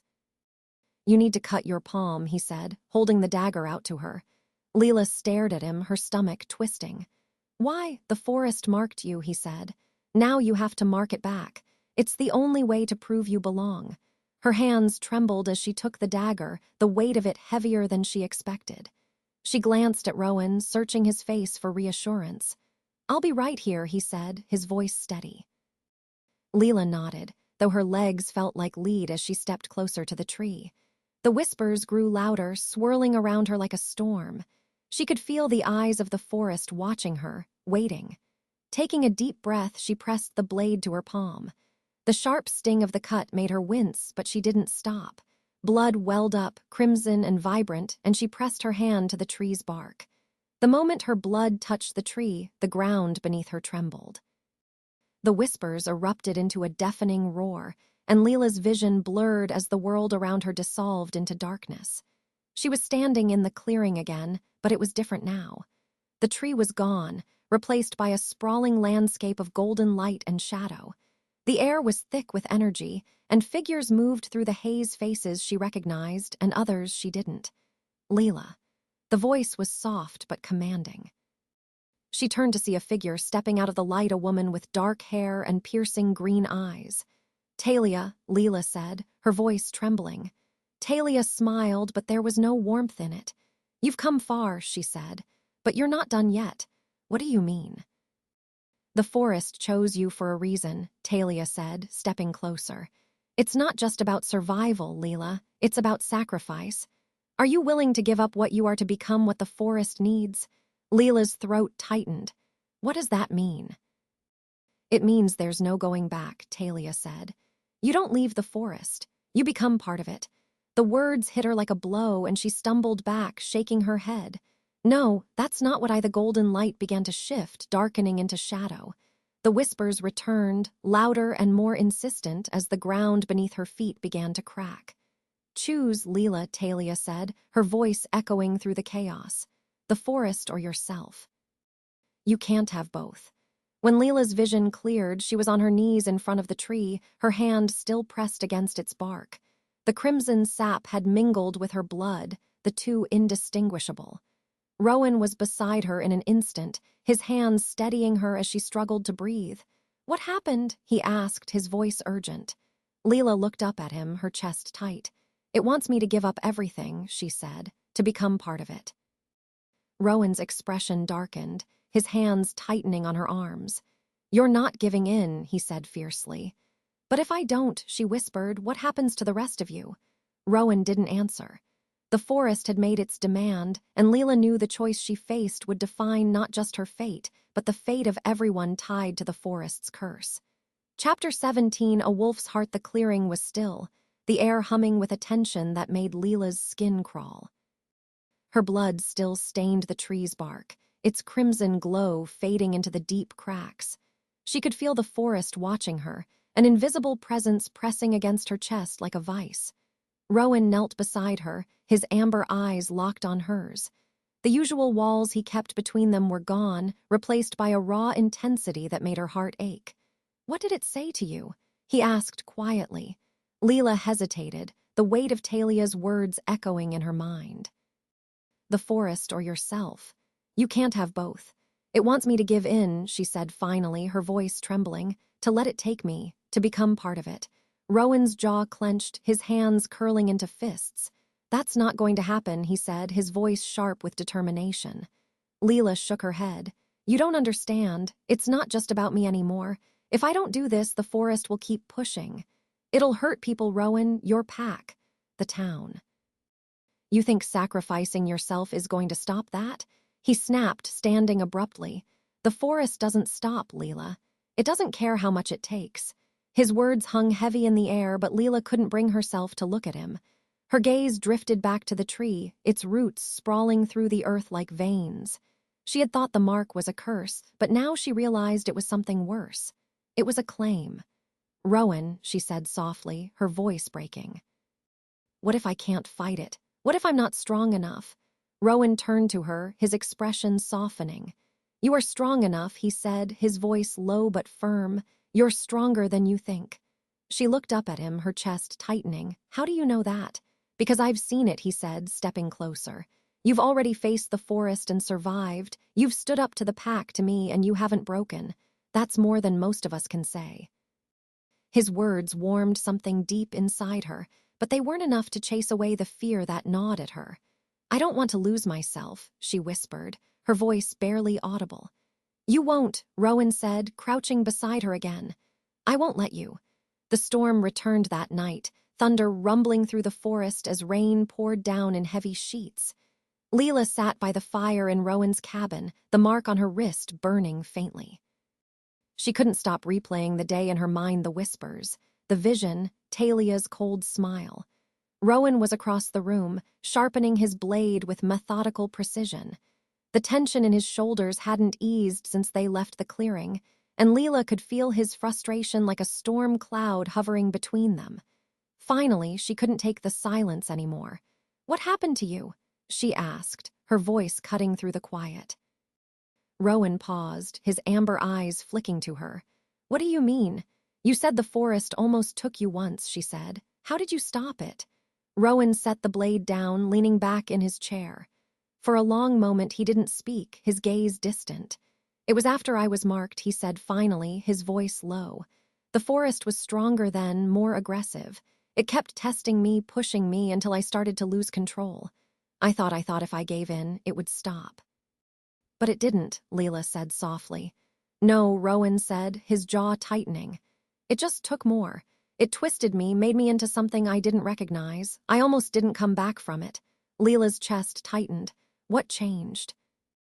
Rowan's gaze dropped, his hands tightening into fists. Cora, he said quietly. She pulled me back. She reminded me who I was, what I was fighting for. She gave me the strength to push the forest out, even though it meant his voice trailed off, but Leela understood. Even though it meant losing her. I'm sorry, she said, her voice barely above a whisper. Rowan looked up at her, his eyes burning with something she couldn't quite name. Don't be, he said. Just promise me you won't let it take you, Leela. No matter what it wants, no matter what it shows you, you fight it. She nodded, her throat too tight to speak. Later that night, Leela woke to the sound of movement. The fire had burned down to embers, casting faint shadows across the room. Rowan was standing by the window, his silhouette tense as he stared out into the storm. Rowan, she said softly, sitting up. He didn't turn, but his voice was steady when he spoke. It's circling, he said. What is? The forest, he said.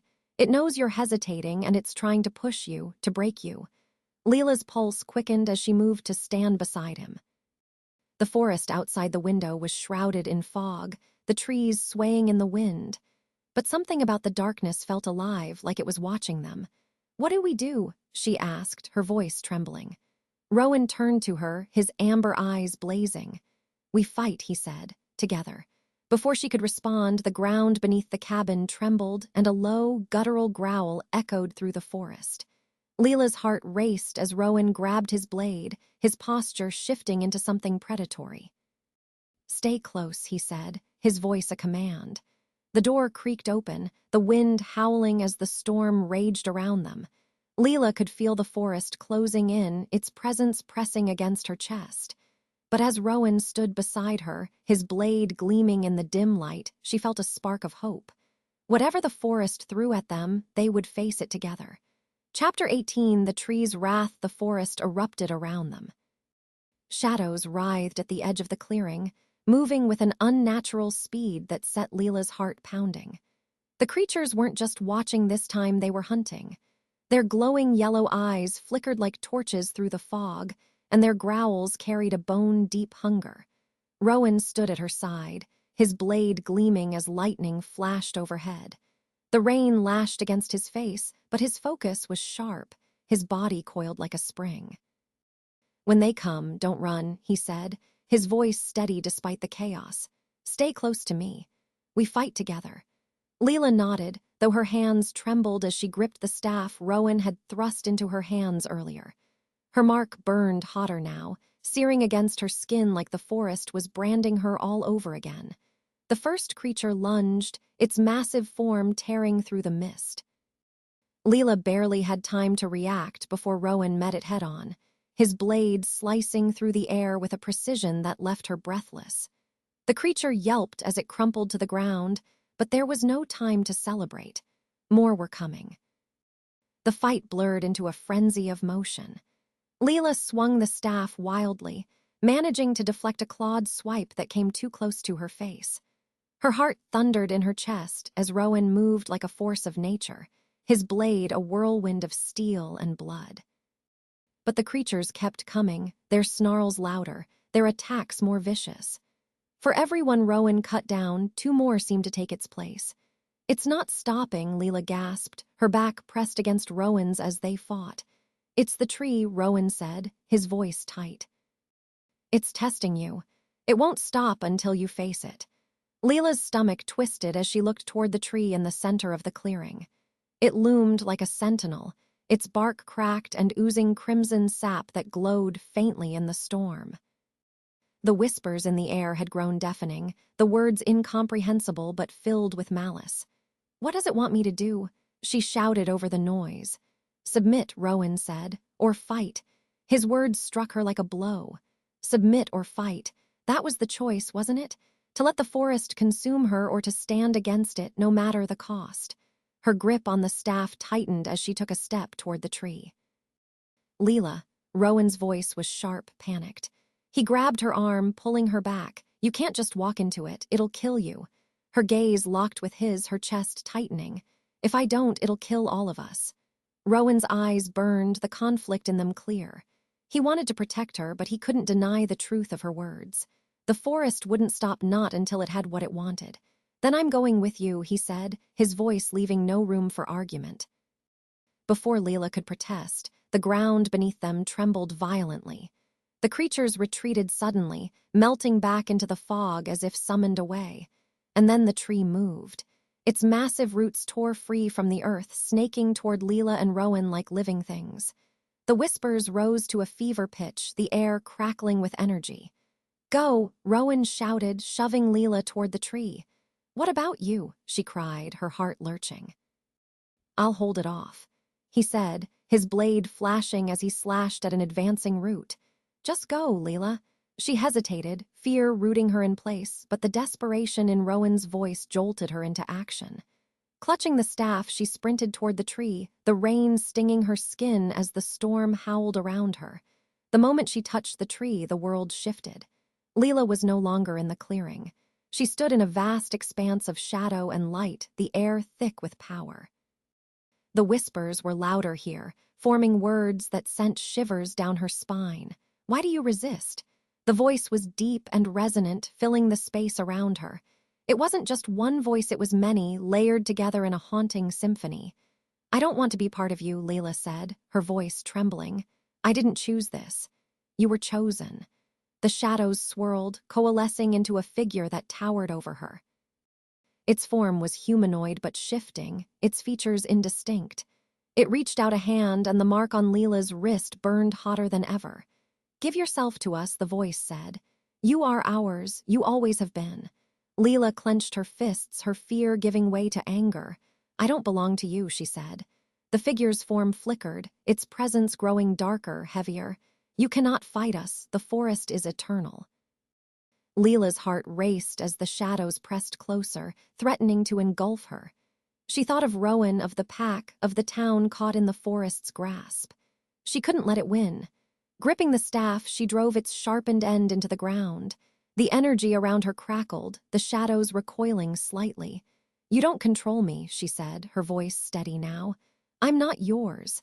The figure roared, the sound shaking the ground beneath her feet. But Leela held her ground, the staff glowing faintly as it pushed back the encroaching darkness. When Leela's vision cleared, she was on her knees in the clearing. The tree loomed above her, but its roots had retreated and the whispers had fallen silent.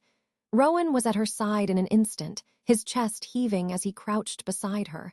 His blade was stained with sap, his shirt torn, but his amber eyes burned with relief.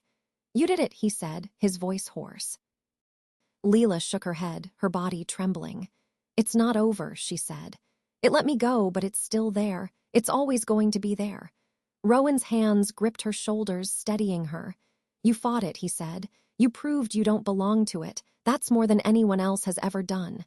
Tears burned in her eyes as she looked at him. "What if it comes back? Then we'll fight it again," Rowan said, his voice fierce. "Together." The words wrapped around her like a shield, giving her the strength to stand. The forest was still watching, still waiting. But for now, she had won. And as Rowan stood beside her, his hand brushing against hers, Leela felt a flicker of hope.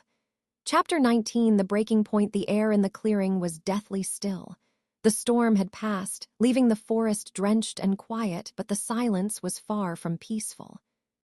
It was the kind of quiet that came before something terrible. Leela leaned against Rowan as they moved away from the tree. Her legs felt like lead, every step harder than the last. The crimson sap still shimmered faintly on her wrist, the mark pulsing like a second heartbeat. "It's done," she murmured, her voice raw. Rowan's grip on her tightened. "Maybe for now," he said, his tone heavy with doubt. The words hit harder than she wanted to admit. She had stood against the forest, fought its pull, but she could still feel it in her veins, a persistent thrum that refused to let her go. They hadn't gone far when the whispers began again, faint and distant at first but growing louder with every step. Leela froze, her pulse spiking as the sound wrapped around her like a shroud. Rowan's blade was in his hand instantly, his body tense. "It's not over," he said, his voice low. The earth trembled beneath them, and the shadows in the trees began to move. Leela's breath caught as figures emerged from the darkness creatures, more of them than she had ever seen, their glowing yellow eyes fixed on her. "They're not stopping," she whispered, gripping Rowan's arm. "They're not going to," he said, his voice tight. The creatures circled them slowly, their snarls low and menacing. Leela's mind raced, every muscle in her body screaming for her to run, but she knew it wouldn't matter. They wouldn't let her escape. One of the creatures lunged, and Rowan moved like lightning. His blade slashed through the air, cutting the beast down before it could reach them. Another attacked, and then another, but Rowan held his ground, his movements fierce and fluid. "Leela," he shouted over the chaos, "you have to go. I'm not leaving you." She yelled back, her voice breaking. "You have to." Rowan growled, his amber eyes blazing. "It's you they want, not me." The truth in his words cut through her like a knife. The forest wasn't after Rowan, it was after her. And as much as she wanted to fight, she knew she couldn't win not like this. Tears blurred her vision as she turned to run, her legs shaking with every step. She didn't get far before the ground buckled beneath her, sending her crashing to her knees. The forest wasn't letting her go. The creatures closed in around Rowan, their snarls rising into a deafening crescendo. He fought with everything he had, his blade flashing in the faint light, but they were too many. And then the tree moved again. Its roots tore free from the earth, surging toward Leela like living things. She scrambled back, her heart pounding as they coiled around her, pinning her in place. The whispers rose, louder and more insistent, as the tree's massive form loomed above her. Enough. The voice echoed through the forest, shaking the very ground. It wasn't a whisper anymore, it was a command. Rowan froze, his blade dripping with sap as he turned toward the tree. His amber eyes burned with desperation as he saw Leela trapped in its grasp. "Let her go," he growled, his voice fierce. The tree didn't respond. Its roots tightened around Leela, pulling her closer to its base. The crimson sap oozing from its bark began to glow, filling the clearing with an eerie light. "Rowan." Leela cried, her voice cracking with fear. Rowan moved without hesitation, charging toward her. But the creatures blocked his path, their massive forms closing ranks to keep him away. The whispers grew louder, and Leela's vision blurred as the tree's power surged through her. She could feel it pulling at her, wrapping itself around her mind, her soul.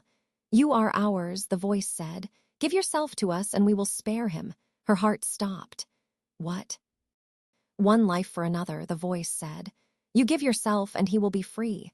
Leela's chest heaved as she looked at Rowan, who was fighting desperately against the creatures. He didn't hear the voice, he didn't know what the forest was offering her. "Choose," the voice commanded. Now. The creatures pinned Rowan to the ground, his blade knocked from his hand. He struggled against them, his body trembling with effort, but he couldn't break free. "Layla." He shouted, his voice raw. She met his gaze, tears streaming down her face. "Rowan," she said, her voice breaking. "Don't," he said, his amber eyes blazing. "Don't listen to it."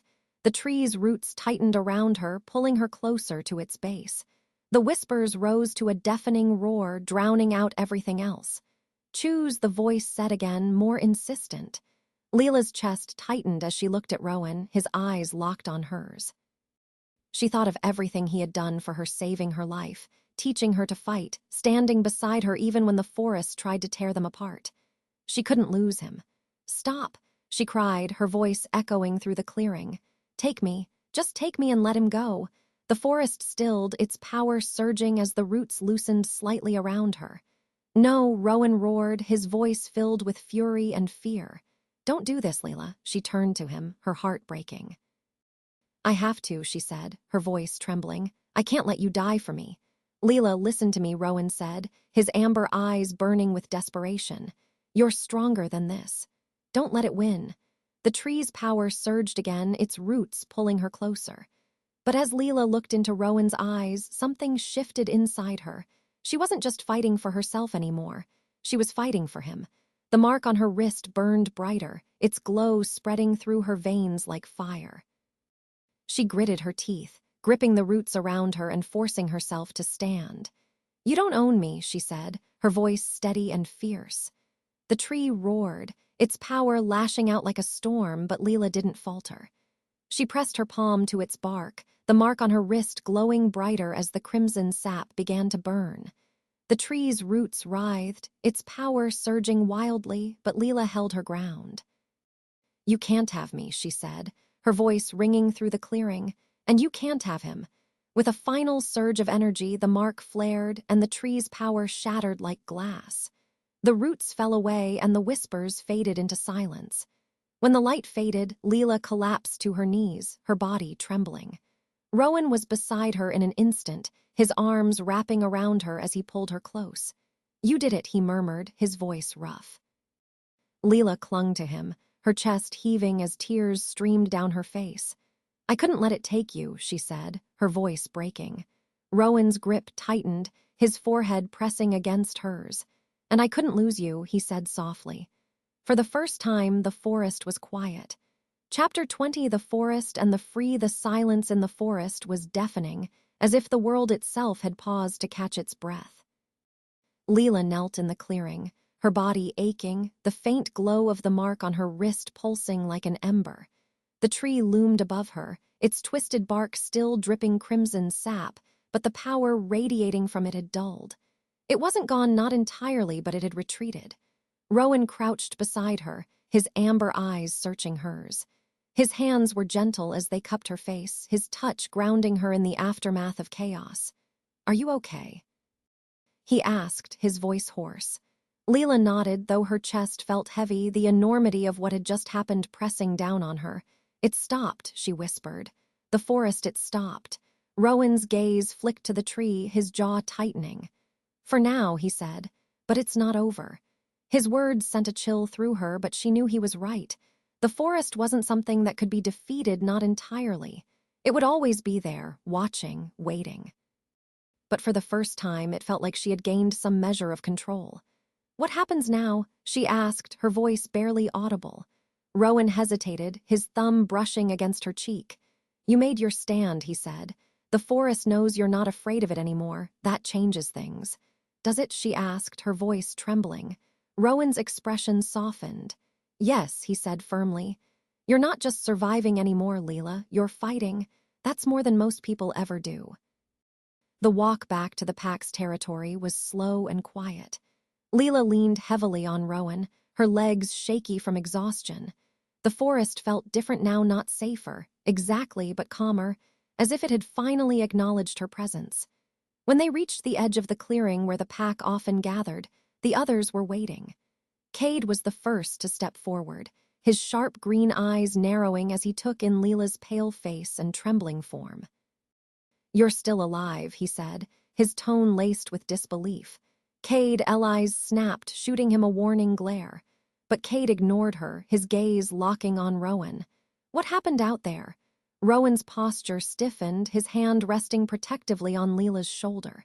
"She faced the tree," he said simply. The pack fell silent, their expressions ranging from shock to wariness. "You're saying she stood against the heart of the forest and lived?" Cade said, his voice tinged with skepticism.